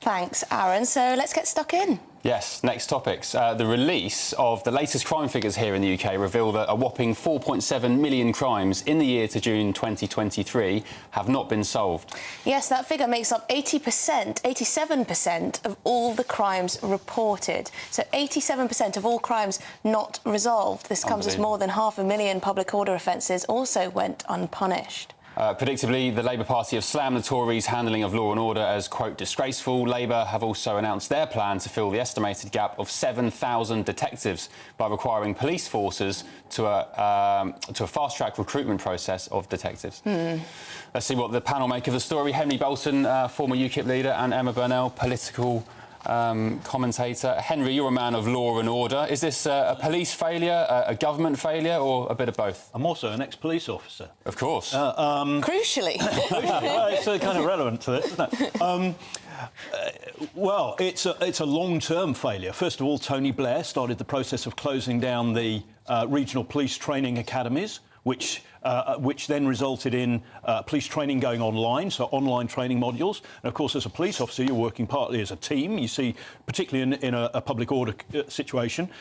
So we started seeing the erosion of training at that point as a money-saving exercise. Then we saw David Cameron, Theresa May as Home Secretary, and George Osborne as Treasurer, as Chancellor, reducing policing numbers by 21,000. They also cut about 600 police stations, around about 137 police custody suites. There was an axe taken to the police service at that point in time. Intelligence, so you hear about intelligence-led policing. Well, they also took the axe to But the Tories would argue they've replaced those 20,000 Yeah, but officers. they haven't replaced the police training colleges. They have police officers are working from home now. How can they work from home? Well, that's a very good question, isn't it? Where do you take your prisoners? One of the reasons that I believe that arrests have not been made in some of these protests, where clearly public order offences have taken place, is because the police don't have the capacity in their police holding cells to put these people. So why do you think you've got layer upon layer upon layer of erosion of good, solid police work? The police were probably at their apex in terms of professionality, probably in the mid-90s, 1990 to 1995, 96. But then we saw it starting to erode, and it really went downhill in the. But why do you think years. Successive politicians, successive governments have got rid of these regional training, for example, closed down police stations? Why? Did they think that by some miracle people would stop committing crimes and they wouldn't need so many police officers, they wouldn't need so many resources? What's going on here? To an extent, there was a reduction in crime figures, so there was a sort of they thought it was opportunity. okay. It was the same with immigration, actually. Illegal immigration was quite low, so they took the axe to the immigration service and the people who process asylum claims. So we're now paying the price for that as well. Probation service, the same thing. So all of these things were cut at a time. To be fair, the Conservative government, George Osborne back in the day, had inherited a massive problem in terms of debt that was handed over. There was no money from the Labour government. So he was looking around for something to cut. They were very unwise areas to cut. We're now paying the cost. And His Majesty's Inspector of Constabularies has just reported that 22 out of our 43 regional police forces are now categorised as inadequate. Now, that is an appalling state of affairs. It can be turned around. Greater Manchester Police went through an awful lot of problems, but they've now sort of in the last couple of years. Special measures. So you can do this, but it requires real leadership. and it requires the resources behind it. And both of those require political. Let's bring Emma in. Emma, what's Starmer's plans in terms of the police? Do you know? And law and order, has he released any sort of nuggets of? He's obviously leaning quite heavily into his law and order background. They were talking there about fast-tracking detectives, that doesn't raising sound like a great numbers. idea, does it? Fast-tracking. Well, it depends what you mean by it. If what you mean is getting intensive training in person very quickly, that's not, rather than lots of slow online courses, I would say that Henry would probably agree with me that would be a good idea. I don't know what the details are. They've just said it today. I'd like to see how it would be delivered. I think that what they should be doing is looking at the way that we think about, and the way that policing has changed, and the way that we think about it in recent years. And this is partly, and it does go back again to a lot of the decisions made by George Osborne in the early 2010s.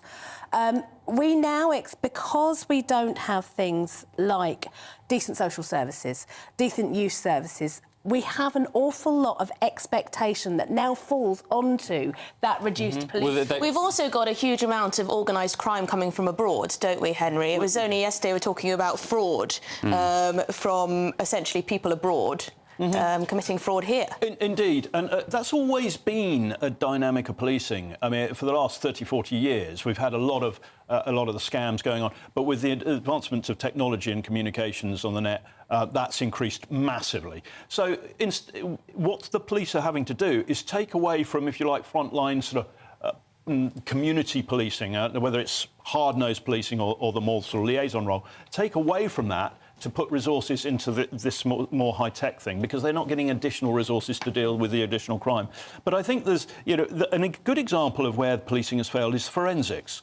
So one of the things that happens with forensics to save money was this idea of outsourcing it. So now, whereas the police had police-employed, trained forensics officers. Now that's out. Most of that, virtually all of it, is outsourced. Would they have had their own labs, of course, and things like that? And now it's outsourced. And what's wrong with outsourcing? Well, because the standards have dropped.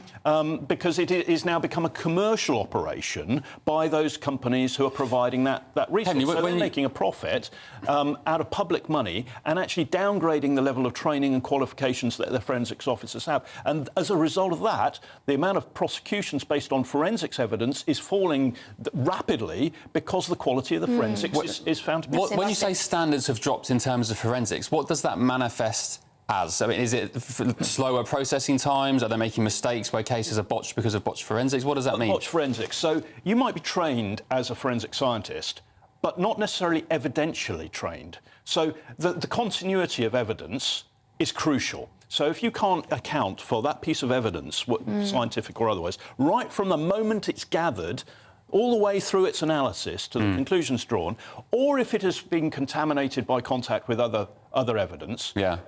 So, for example, a police officer who's visited the scene then might go and search a house. In that house, then you find forensics evidence. But has that evidence actually been transmitted from the scene to that site by the police officer or the forensics officer? So that sort of qualitative control, which is unique to policing, is a weak area. But it makes people think, these statistics makes people think, what's the point of even going to the police if nearly 9 in 10 crimes reported go unsolved? I mean, I don't know what the statistics used to be, but surely this must be one of the worst ever.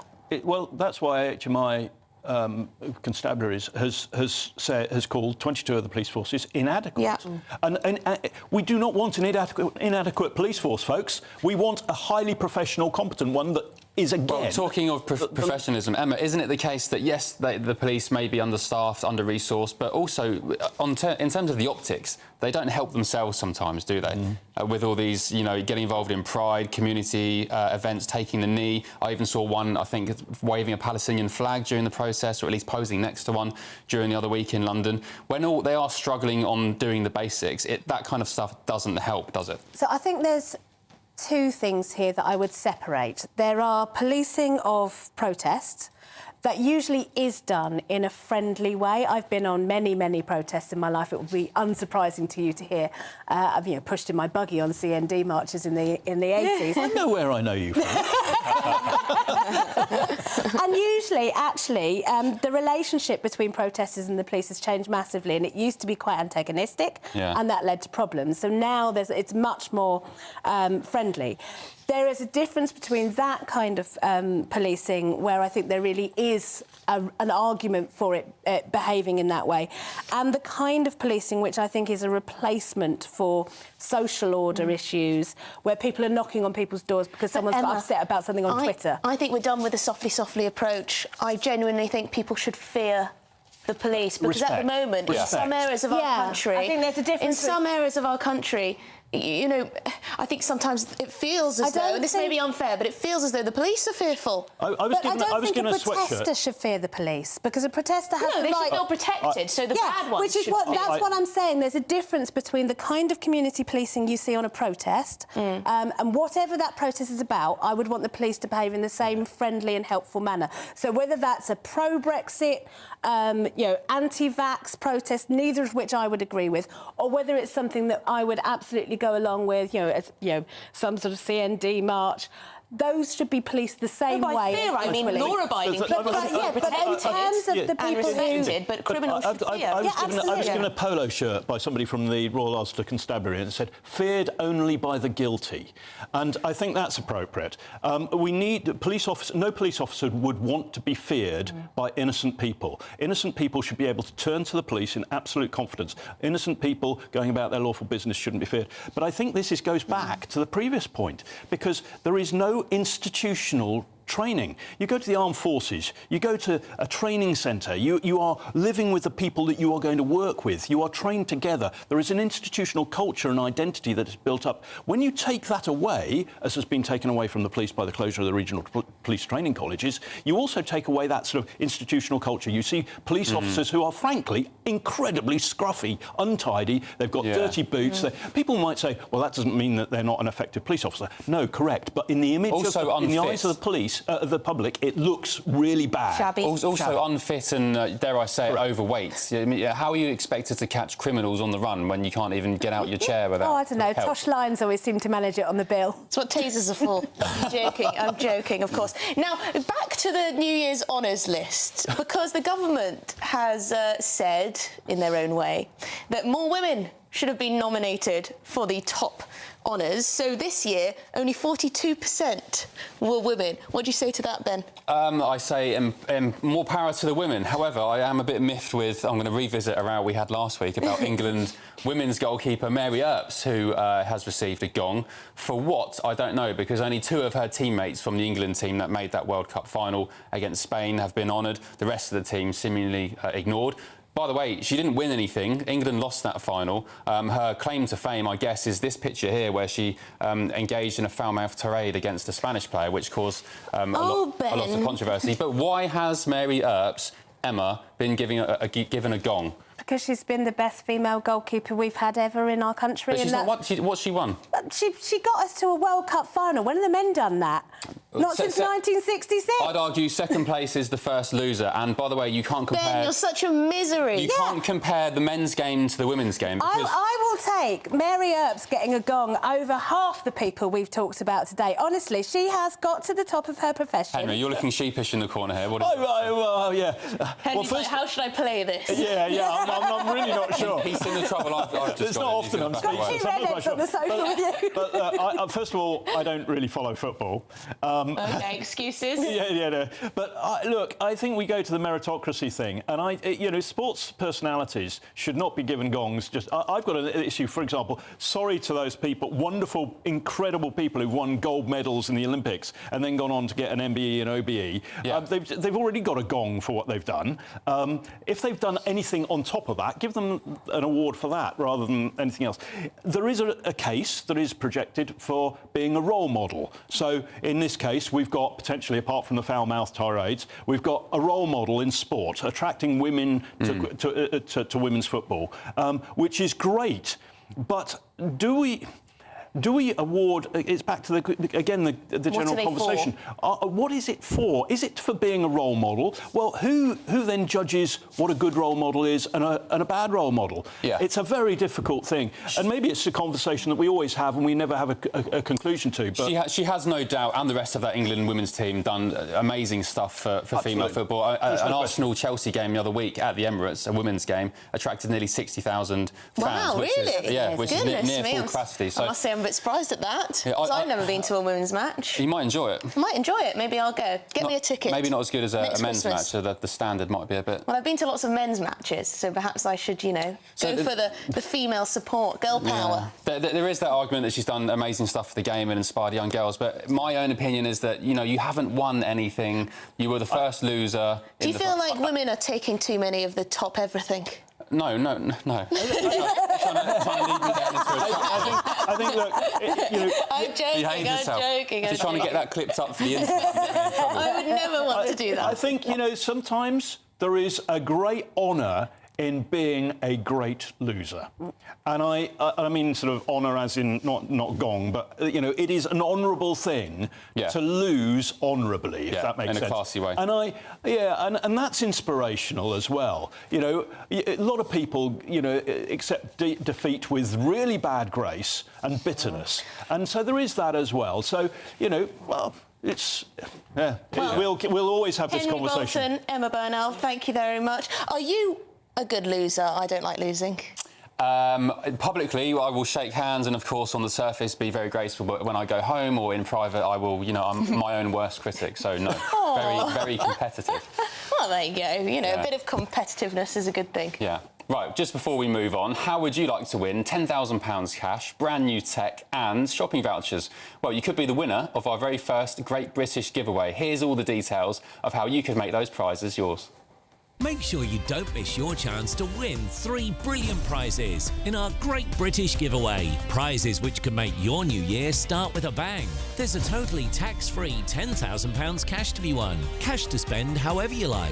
What would you do with it? We'll also send you on a New Year shopping spree with £500 of vouchers to spend in the store of your choice. And if all of that wasn't enough, you'll also get a brand new iPhone 15 Pro Max. For another chance to win the iPhone, the vouchers and £10,000 cash, text GBWIN to 84902. Text costs £2 plus 1 standard network rate message. Or post your name and number to GB01, PO Box 8690, Derby DE1 9TT. UK only. Entrance must be 18 or over. Lines close at 5 p.m. on Friday the 5th of January. Full terms and privacy notice at gbnews.com/win. Good luck. Massive good luck to you all if you enter that. I'm a bit miffed that we can't enter. Yeah, we're not allowed. No. No, you'd have to use a pseudonym. Yes. Oh, no, I think it's probably against the rules as well, so we won't. Obviously, we will not be doing that. Police. You're watching and listening to Saturday Morning Live on GB News. Lots more coming up on today's show, but first, let's take a look at the weather. Morning, I'm Alex Deakin, and this is your latest weather update from the Met Office for GB News. A blustery day today, a wet one for some as well, and we do have heavy snow falling across parts of Scotland. A number of Met Office yellow weather warnings in place, heavy rain across Northern Ireland as this wet weather hits the colder air across Scotland. It will generate some snow, mostly over hills, but some even at lower levels for a time as it spreads northwards. Heavy rain for Wales could also cause some flooding, and gusty winds across southern England and Wales could touch 50 miles an hour in places, maybe 70 to 75 around some exposed coasts. So a blustery day, mostly dry in eastern England. Temperatures 10, 11, maybe 12 Celsius, but feeling cooler with the winds. Another band of rain swinging then across England and Wales, a spell of a couple of hours of heavy rain and gusty winds through this evening, working from west to east. The snow clearing away from Scotland, turning more to rain, and then plenty more showers coming into the west through the night. Temperatures mostly holding up at 5 or 6 degrees above freezing. Into New Year's Eve, and a fine start across many central and eastern parts of England. Generally staying dry over northeast England, parts of eastern Scotland, but lots of showers elsewhere. Heavy showers moving in on a gusty, blustery wind. They'll come and go throughout the day. Staying very windy across the Northern Isles. Very windy too for Wales and southwest England. As you can see, lots of showers moving in. Some brighter spells between the showers, but generally temperatures at 6 to 10 Celsius and feeling cooler with the wind. Lots more to come on today's show, including... Yes, the Met Office has issued a yellow weather warning for southern England and Wales. Heavy wind and rain is on the way. Will you be trapped inside with the in-laws this year come New Year's Eve? No comment. All of that and more to come. You're with Ben Leo and Emily Carver on GB News, Britain's news channel. GB News is Britain's news channel, and now you can support it. All you have to do is scan that QR code that's up on your screen right now, or you can go to gbnews.com/support and become a GB News member. You'll have fantastic benefits. We're also going to organise special events where you as GB News members can meet the presenters, the on-screen faces. Scan the QR code or go to gbnews.com/support. Thank you so much. Big news, big debates, big opinion. Patrick Christie's Tonight is the week's biggest show. Every weekday, 9 to 11 p.m, we've got the inside track on the day's top stories. There'll be sharp takes you won't get anywhere else. We will set the news agenda, not just follow it, and I want to bring you along for the ride. Whatever it is, we'll have our finger on the pulse. It's news, but it's this close to entertainment. Patrick Christie's Tonight, 9 to 11 p.m, only on GB News, the People's Channel, Britain's news channel. Now then, Lee Anderson here. Join me on GB News on my show, The Real World, every Friday at 7 p.m. I'm not eating bloody cat. Are you delicious. mental? Put your mouth. OK. Here comes a train. Reminds me of the scene in Singing in the Rain. Adam, is that a good one? Whoa! Join me at 7 on GB News, Britain's news channel. I'm Andrew Doyle. Join me at 7 o'clock every Sunday night for Free Speech Nation, the show where I tackle the week's biggest stories in politics and current affairs with the help of my 2 comedian panellists and a variety of special guests. Free Speech Nation, Sunday nights from 7 on GB News, the People's Channel, Britain's news channel. What you get for breakfast is something that, if we do our jobs right, you will wake up to news that you didn't know the night before. It's a conversation. It's not just me and Eamon. We want to get to know you, and we want you to get to know us. From 6, it's Breakfast with Eamon and Isabel. Monday to Thursdays on GB News, Britain's news channel. Wake up to the headlines with Headliners every morning at 5 a.m. We treat you to the day's biggest stories before anyone else, 7 days a week. You can catch up on everything you need to know before you've even had your kippers. Headliners every morning at 5 a.m, only on GB News, the People's Channel, Britain's news channel. Every Sunday from 11, join Michael Portillo. There'll be topical discussion, looking at the week before and the week to come. So kick back and relax at 11 a.m. on Sundays on GB News with me, Michael Portillo. GB News, the People's Channel, Britain's news channel. I'm Michelle Dewberry, and I'm not here to tell you what to think. I'd much rather hear what you have to say. So send in your opinions to gbviews@gbnews.com. Keep them clean, and you never know, I might read them out. With my panel here on Jubes & Co, we debate, we get stuck into the issues of the day on a show where all views are welcome, especially yours. GB News, the People's Channel, Britain's news channel. Have a great Saturday night with me, Leo Curse, on the Saturday Night Showdown. It's a crazy world out there, so come and make fun of it with me, my panel of comedians, and a couple of people who actually know what they're talking about. The Saturday Night Showdown is your front row ticket to the clown show, every Saturday, only on GB News, the People's Channel, Britain's news channel.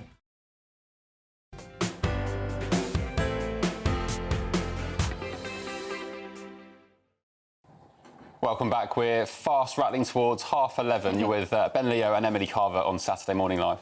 You are indeed. Now, we've been talking about the weather this morning. It is kicking on, isn't it? Lots of windy weather. So let's speak to Jack Carson, who is on the south coast of Wales, to give us an update. Thank you, Jack. Give us an update. Well, yeah, here in Porth Call, it's certainly since, of course, that yellow weather warning came in at 11 o'clock, didn't it? It runs until around 3 a.m, but it seems almost as if on cue, the wind seems to just constantly be battering this coastline. That's very much the picture for here in Wales and the southwest, where these yellow wind and also rain warnings are in place. The Met Office predicting there could be up to 2 inches of rain. That could cause some flooding in some parts of certainly here in the country in Wales, but also as well the southwest as well. So those warnings in place, more than 12 flood alerts already here in Wales. No severe flood warnings quite yet, but of course as that rain maybe starts to fall a little bit later, it's dry at the moment but certainly windy, but if the rain starts to fall a little bit later on, it wouldn't be much of a shock if of course we start to get some of those flood warnings, urging people of course to make sure they are prepared for any kind of eventuality. We know in some parts of Wales tens of thousands of people were out of power on Thursday, so again the advice coming to make sure that there's plenty of batteries and torches around for people should they end up themselves in that kind of situation. But it's not just here in Wales on the coastline where of course it can be very windy. We know that it's going to be rainy and also some snow up there in Scotland as well. We know the snow's already started to fall and many of the gritters already out on the road. Some of them of the names of the gritters actually quite amusing, with Double Snow 7 and Spready Mercury out trying to keep the roads clear and the networks clear in Scotland, because that's where the disruption really comes from, this kind of weather and these storms. It's very much the road networks. We know that on the train networks in here in Wales there could be disruption up until Monday, which is going to of course mean that people will have a bit of a struggle if they're trying to get to family or friends for New Year's Eve or New Year's Day celebrations. So far today here in Wales, the wind really starting to batter this coastline. Wind speeds possibly up to 75 miles an hour, and we'll keep you updated as it continues to batter me here as well. Thanks, Jack. Appreciate it. Jack Carson there on the south coast of Wales, looking a bit nippy, but he's all tucked up warm. Yeah, nice hat. You're watching and listening to Saturday Morning live on GB News. We've got lots more coming up. Yes, GB News Scotland reporter Tony Maguire brings us a report on this year's hogmany celebrations as Scots both at home and abroad ready themselves to raise a dram and ring in the bells, observing both old and new traditions. Yes, all of that and more to come. But first, it's your news headlines.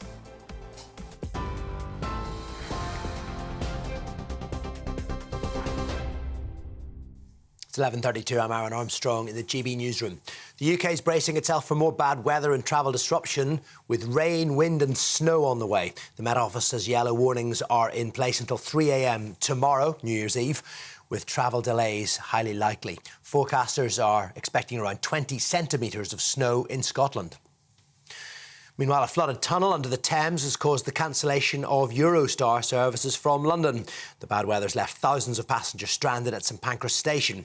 South Eastern Rail says its high-speed services to Ashford are also cancelled.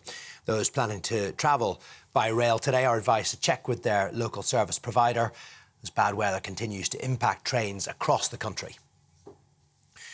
Around 86% of crimes reported this year have gone unsolved, in many cases because police failed to find a suspect. New figures reveal 4.7 million crimes went unsolved this year, 1.7 million of which were of a violent nature. Labour says the Conservatives' record on solving crime is disgraceful, and it's accused the government of letting criminals off and victims down. Household bills are set to rise in the new year. That's despite record levels of consumer debt. The energy regulator's price cap will be increased by 5% from Monday. That'll add around £94 to the average bill. Ofgem says it's driven by the cost of wholesale gas, which is being impacted by the conflict in Ukraine. And Dame Shirley Bassey's been given the highest award in the King's New Year's Honours list. The legendary singer has become the 64th living member of the Order of the Companions of Honour. It's in recognition of her services to music. There can be only 65 members at any given time. Glastonbury Festival founder Michael Eavis and the Wetherspoons boss Tim Martin have been knighted. And there are damehoods for author Gilly Cooper and the Labour MP Siobhan McDonagh. I'll be back with more in about half an hour's time, or there's more on our website now, gbnews.com.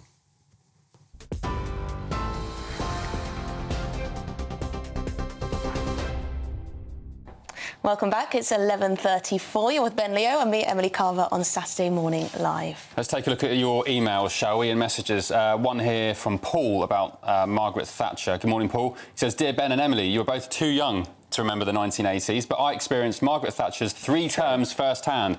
What no one has mentioned is the feeling of Maggie's creation of hope, optimism and opportunity. It was boom time." Boom time. Well, there you go. A lot of people did very well in that period. Sounds a bit ominous, actually, boom time. No, it sounds good. Yeah. Uplifting. Economically. Exciting. Yeah. Growth. prosperity, that sort of thing, I guess. Didn't quite reach us in East London, funnily enough. Well, yes, it wasn't felt by everyone, was it? Let us know what you think. gbviews@gbnews.com. We've got more emails. Yes, Steve says, I can't believe that Justin Welby has received an honour. The man has done for Christianity what the Titanic did for transatlantic travel. Yes, that's another controversial one. Jan says, in my opinion, the House of Lords should be scrapped and replaced with an elected second chamber. We cannot get rid of these people even when they do a bad job. Many of them are incompetent and should not be there. And Alex says the same thing. House of Lords should go. It will never work unless the people in it are non-political. Very good. And yet it just keeps getting bigger. Yes. 785. Bloated, Apparently it's the biggest second chamber out of any in any country that has a similar constitution as us. Ridiculous. Only in China. Well, there you go. Perhaps it's that well-known democracy. Yeah, that well-known. little bit bloated, one might say. Yes. Right, let's move on. This year's Hogmany celebrations are already underway in Scotland, with last night's torchlit procession winding through the streets of Edinburgh. All around the world, native Scots and diaspora ready themselves to raise a dram and ring in the bells, observing traditions old and new. Scotland reporter Tony Maguire takes a look at the festivities. New Year's Eve is a joyous occasion in whichever time zone you raise your glass. Scotland may no longer host the world's biggest New Year's Eve party, but Hogmany remains a distinctly Scottish event. It's a symphony of traditions old and new, brought to the four corners of the world by the Scottish diaspora, and all about sharing good times with good company. One of the most well-travelled traditions is the singing of Auld Lang Syne, and after 2 centuries, the poem from Scotland's favourite son has ascended to become the universally adopted New Year's anthem. Professor Gerard Carruthers, Burns Scholar at Glasgow University, says the poem's popularity grew exponentially with the advent of cinema and radio. This tune for Auld Lang Syne is a bit of a brainworm, and that happens not only via radio, but via the silver screen. So it's in films like Shirley Temple's Wee Willie Winkie, it's in films like It's a Wonderful Life or When Harry Met Sally. It's there all the time and world culture absorbs it. Edinburgh's contemporary Hogmanay festivities date back 30 years, with 2023 revellers set to enjoy the full spectrum of fireworks, a torchlight procession, music from pulp, and a sobering New Year's Day plunge into the Firth of Forth in the annual Looney Dook. As ever, Scottish winter weather can threaten a good time, but Al Thompson, director of Edinburgh Hogmanay organisers' Unique Assembly, shared words of positivity last year that could be true this year or any year. The weather's always a big concern. It's the one thing that people are obviously worried about. It's outdoor in Scotland in winter, so we just tell people to make sure that they wrap up warm and dress for the weather before they come out, because the majority of the events are obviously outdoors. It is Scotland, it's winter, it will be cold, and they're nighttime events. 40,000 partygoers will ring in 2024 on the streets of Edinburgh this year, down 90% from the highs of the 1997 celebration.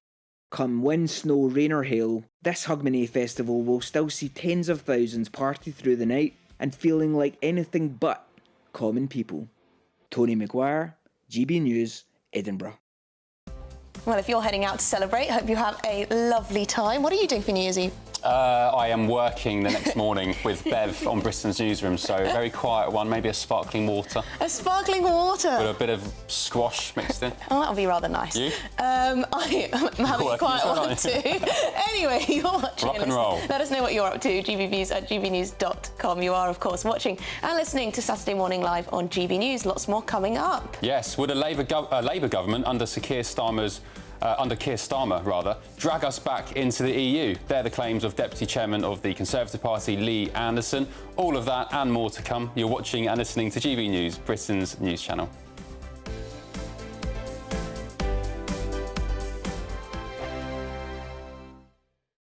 Join us every night on GB News at 11 p.m. for Headliners, which is 3 top comedians going through the next day's news stories, which is exactly what you need, because when the establishment has gone crazy, you need some craziness to make sense of it. Headliners. You don't have to bother reading the newspaper. We've got it covered for you. Every night at 11 p.m. and repeated every morning at 5 a.m. We won't send you to sleep like some of the other paper review shows out there. So join us 11 p.m. every night on GB News. The People's Channel, Britain's news channel. I think the most exciting bit for me is talking to people. People who I think are ignored often by the major news channels. We're going to give news they want to hear. There's a voice there that needs to be heard. I think there's a chance here for a diversity of opinion to be expressed, which you don't find elsewhere. It's really exciting. We don't hold back. We're free to say how decisions that are taken here affect us all around the country. Only on GB News, the People's Channel, Britain's news channel. I'm Michelle Dewberry, and I'm not here to tell you what to think. I'd much rather hear what you have to say. So, send in your opinions to gbviews@gbnews.com. Keep them clean, and you never know, I might read them out. With my panel here on Jubes & Co, we debate, we get stuck into the issues of the day on a show where all views are welcome, especially yours. GB News, the People's Channel, Britain's news channel. In the GB Newsroom, we bring you the news as it happens. With our team of dedicated journalists across the UK, we're ready to give you accurate reporting every day. When the news breaks, we'll be there with bulletins on GB News, the People's Channel, Britain's news channel. Your weekend starts here with Friday Night Live with me, Mark Dolan, 8 till 9 on GB News. Big stories, big guests and big laughs as we get you ready for a cracking weekend. That's Friday Night Live with Mark Dolan. Fridays 8 till 9 on GB News. Bring your own drinks. The admission's free.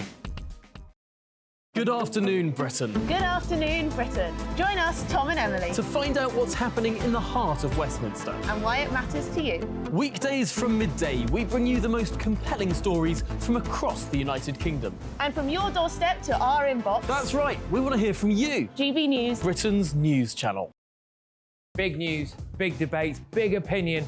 Patrick Christie's Tonight is the week's biggest show. Every weekday, 9 to 11 p.m, we've got the inside track on the day's top stories. There'll be sharp takes you won't get anywhere else. We will set the news agenda, not just follow it, and I want to bring you along for the ride. Whatever it is, we'll have our finger on the pulse. It's news, but it's this close to entertainment. Patrick Christie's Tonight, 9 to 11 p.m, only on GB News, the People's Channel, Britain's news channel. GB News is Britain's news channel, and now you can support it. All you have to do is scan that QR code that's up on your screen right now, or you can go to gbnews.com/support and become a GB News member. You'll have fantastic benefits. We're also going to organise special events where you as GB News members can meet the presenters, the on-screen faces. Scan the QR code or go to gbnews.com/support. Thank you so much.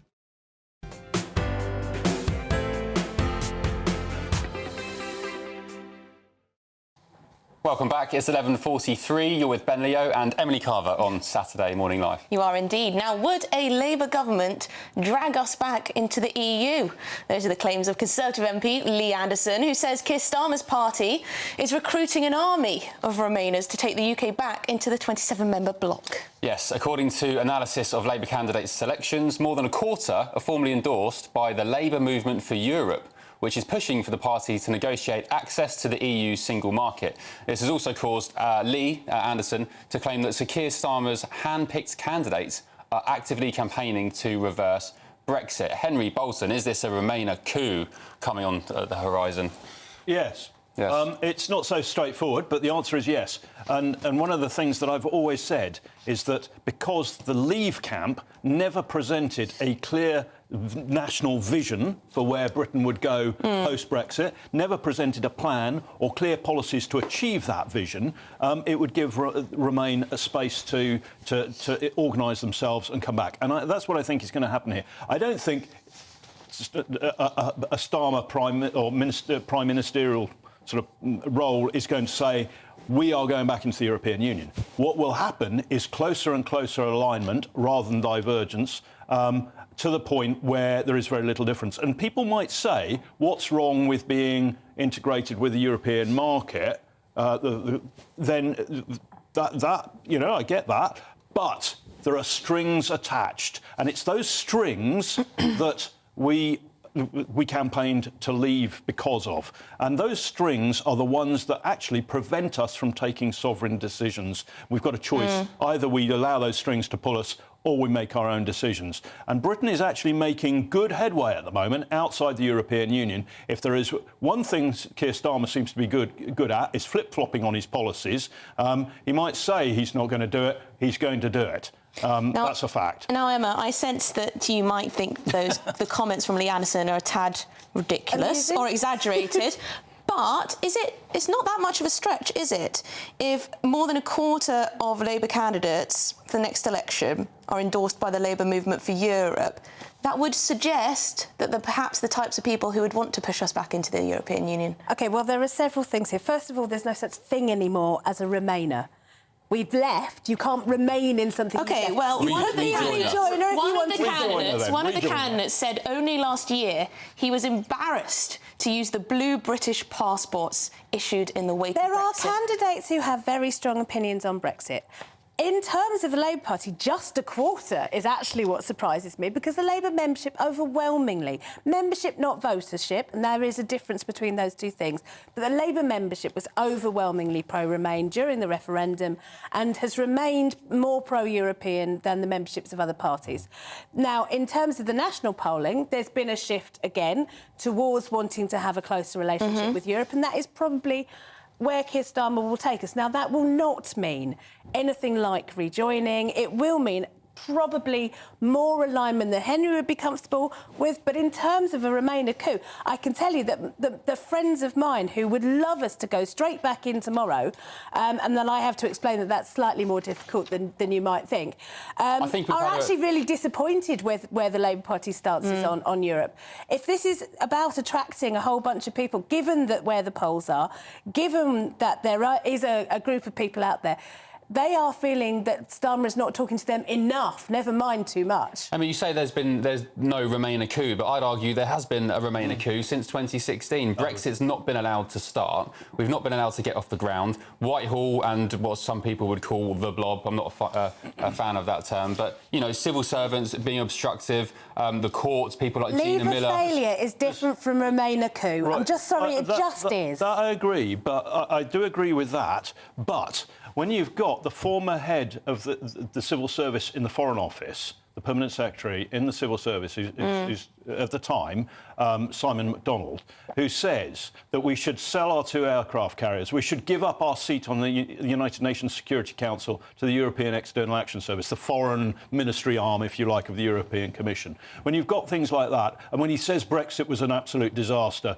and he regrets bitterly that we left the European Union, when you've got people like that at the highest levels of our foreign policy, the head of the diplomatic service, then you've got a problem. There are people who simply do not believe in exercising government policy. So what you've had, because Leave dropped the ball, and I had this argument with the most senior people in the Leave campaign at the time, if you don't present a vision, this is what we want Britain to aspire to 20, 25 years from now, a vision, national vision that we can have a debate about and how we're going to get there. Then you are going to have a pregnant pause after the referendum, and you are going to end up with Remain being able to organise and have excuses to say that Brexit has failed. And you're right, it's a failure to exercise Brexit rather than a coup. But what's going to happen now is a fight back. You will see Labour going for closer and closer alignment, which will be it'll be a compromise. And you can't compromise on this. We leave or we go back in. Yeah, there's a bit of a snootiness among some of these candidates towards Leave voters. For example,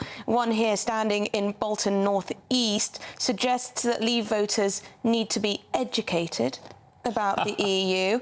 You've also got another candidate standing in Exeter looking to rejoin the EU. I campaign to remain. I would like to see us rejoin in my lifetime, blah, blah, blah, blah, blah. These people will have the ear of... Of course you can have that opinion. What, to call people fit? But will that the educated thing, I think, is different from the I would like to will that impact Labour policy? No, there's a couple of backbenchers. They're not even backbenchers yet. They're potential future MPs.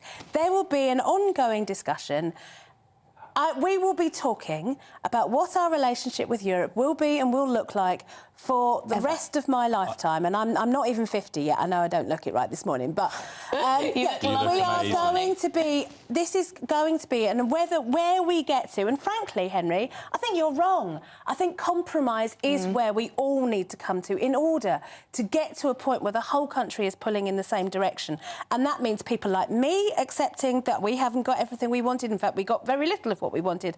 Ardent Remainer would love to have won the referendum, didn't. Compromise will never happen because what people voted for hasn't been delivered. They've been betrayed. But, I mean, so you can't expect them now to compromise on something that they've not got. Nobody knows. There's a couple of things. Look, Keir Starmer, by your own admission, most of the Labour membership wanted to remain in the European Union. Now, you cannot tell me that doesn't translate to pressure on the leadership of the Labour Party to move towards that On sort of that position. note, Henry, we it have did. one It more really story. doesn't. We have one more story to squeeze in, and this is one that we need your help with, actually, Henry. Yes. And Emma, of course. Many disgruntled customers would simply submit a letter of complaint if they felt they hadn't got what they paid for. But one man has taken things to the next level. He's parked a tank outside a branch of Wix, and this is in protest of what he claimed was a poor quality kitchen. Yes, Paul Gibbons spent £25,000 on a kitchen that was supposed to be fitted to a high-quality standard within 2 weeks. But it says the drawers and doors didn't close, storage was unusable, and mould began growing underneath his sink. And none of it has been resolved over 10 months later. So what better way to protest that than by parking a tank on Wix lawns, eh? Now, Henry, you said in the break that it's not actually a tank. No. What is it? No, it's not. It's an Abbott self-propelled gun. There's a significant difference in the number. A tank is deploying firepower in a direct fire way. It engages closely with the enemy in a sense. It is a tank killer. It is an aggressive weapon of war. And a Challenger 2 tank, for example, has the best part of a metre of armour on the front of it and weighs 75 tonnes. That, although it's an impressive piece of equipment, and I don't want to sort of knock the drop shorts, the artillery, but that has got about 10 centimetres of armour. It is an indirect fire weapon. It stays way behind the main area of combat. Its job is to keep pace with, but behind the main mobile elements of the army to provide fire support. So it's not a tank. A tank is a far more direct fire. Well, thank you, Henry, because we did not want to spread fake news this morning. It is not a tank. Self-propelled artillery gun rather than a tank. But what's quite funny, Emma, is firstly that someone would do this. Also, must say that if this man has got a substandard kitchen, then he should, of course, try and get his money back. Well, it's and worked. perhaps, there's got a lot of press coverage. He's probably going to get his money back and good more. on him. It's a robust way of He's got a dealing with sign the on his problem. not tank saying, with the word Wix, of course, and he says, warning, incompetent, complacent kitchen equipment supplier, with a little angry face emoji. Emma, when was the last time you parked a tank on a corporation's lawn? I mean, I've been known to send out the odd cross tweet, maybe occasionally, to people who haven't turned up when they said they were going to. I mean, I think there is a wider story here about consumer rights, and kitchens are quite often one of the things that we hear about because there's such a big investment. And you know, my own parents had problems with when they had their kitchen installed, different supplier, but similar issues. Should we just read you what My Wix producer said? did too. They said, we're aware of the situation at the Basingstoke store and would like to apologise for any inconvenience that's been caused to shoppers. Our customer relations team is in contact with the customer to discuss their installation and help resolve the issue. So it seems to have worked. Yeah, Good well, job there you to go. It does work, but it's a great shame that customers have got to go to this length to actually get reasonable service. Same with Twitter. Why do you have to shame them on Twitter or tag them and stuff? Exactly. We want good customer service before we complain, rather than after. Indeed, and I think it's not just Wix, it's across the board. There are so many companies like this. They don't train their staff properly in, for example, fitting things and so on. It's not good, and we've, you know, as a society, we need to start getting a little bit more customer service back and into Well, and on that manners. jolly note, on that very jolly note, that's the end of the show. Thank you very much to you, Henry Bolton and Emma Burnell. You've been a fantastic panel, keeping us on our toes this morning. Thank you, and thank the viewers as well for emailing us all the tweets, the nasty ones and the kind ones as well. Mostly nice. Yes, you've been watching and listening to Saturday Morning Live with me, Ben Leo and Emily Carver. Don't forget your brollies today and wrap up warm. The storm. Like Jack Carson, I'll report. The storm is going to blow a fierce one. See you soon. But yes, up next, it is Richard Tice with GB News Saturday, so stay tuned. A brighter outlook with Box Solar, sponsors of weather on GB News. Morning, I'm Alex Deakin and this is your latest weather update from the Met Office for GB News. A blustery day today, a wet one for some as well, and we do have heavy snow falling across parts of Scotland. A number of Met Office yellow weather warnings in place, heavy rain across Northern Ireland. As this wet weather hits the colder air across Scotland, it will generate some snow, mostly over hills, but some even at lower levels for a time as it spreads northwards. Heavy rain for Wales could also cause some flooding, and gusty winds across southern England and Wales could touch 50 miles an hour in places, maybe 70 to 75 around some exposed coasts. So a blustery day, mostly dry in eastern England. Temperatures 10, 11, maybe 12 Celsius, but feeling cooler with the winds. Another band of rain swinging then across England and Wales, a spell of a couple of hours of heavy rain and gusty winds through this evening, working from west to east. The snow clearing away from Scotland, turning more to rain, and then plenty more showers coming into the west through the night. Temperatures mostly holding up at 5 or 6 degrees above freezing. Into New Year's Eve, and a fine start across many central and eastern parts of England. Generally staying dry over northeast England, parts of eastern Scotland, but lots of showers elsewhere. Heavy showers moving in on a gusty, blustery wind. They'll come and go throughout the day. Staying very windy across the Northern Isles. Very windy too for Wales and southwest England. As you can see, lots of showers moving in. Some brighter spells between the showers, but generally temperatures at 6 to 10 Celsius and feeling cooler with the wind. Looks like things are heating up. Boxed boilers, sponsors of weather on GB News.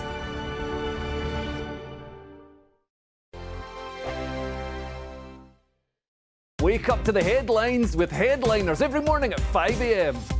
We treat you to the day's biggest stories before anyone else, 7 days a week. You can catch up on everything you need to know before you've even had your kippers. Headliners every morning at 5 a.m, only on GB News, the People's Channel, Britain's news channel. I'm Andrew Doyle.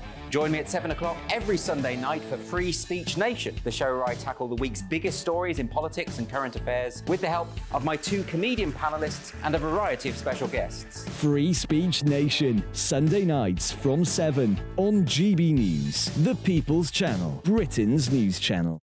Big news, big debates, big opinion. Patrick Christie's Tonight is the week's biggest show. Every weekday, 9 to 11 p.m, we've got the inside track on the day's top stories. There'll be sharp takes you won't get anywhere else. We will set the news agenda, not just follow it, and I want to bring you along for the ride. Whatever it is, we'll have our finger on the pulse. It's news, but it's this close to entertainment. Patrick Christie's Tonight, 9 to 11 p.m, only on GB News, the People's Channel, Britain's news channel. Now then, Lee Anderson here.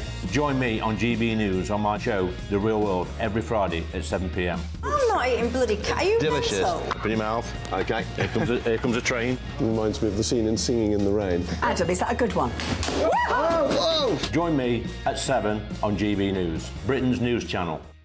What you get for breakfast is something that, if we do our jobs right, you will wake up to news that you didn't know the night before. It's a conversation. It's not just me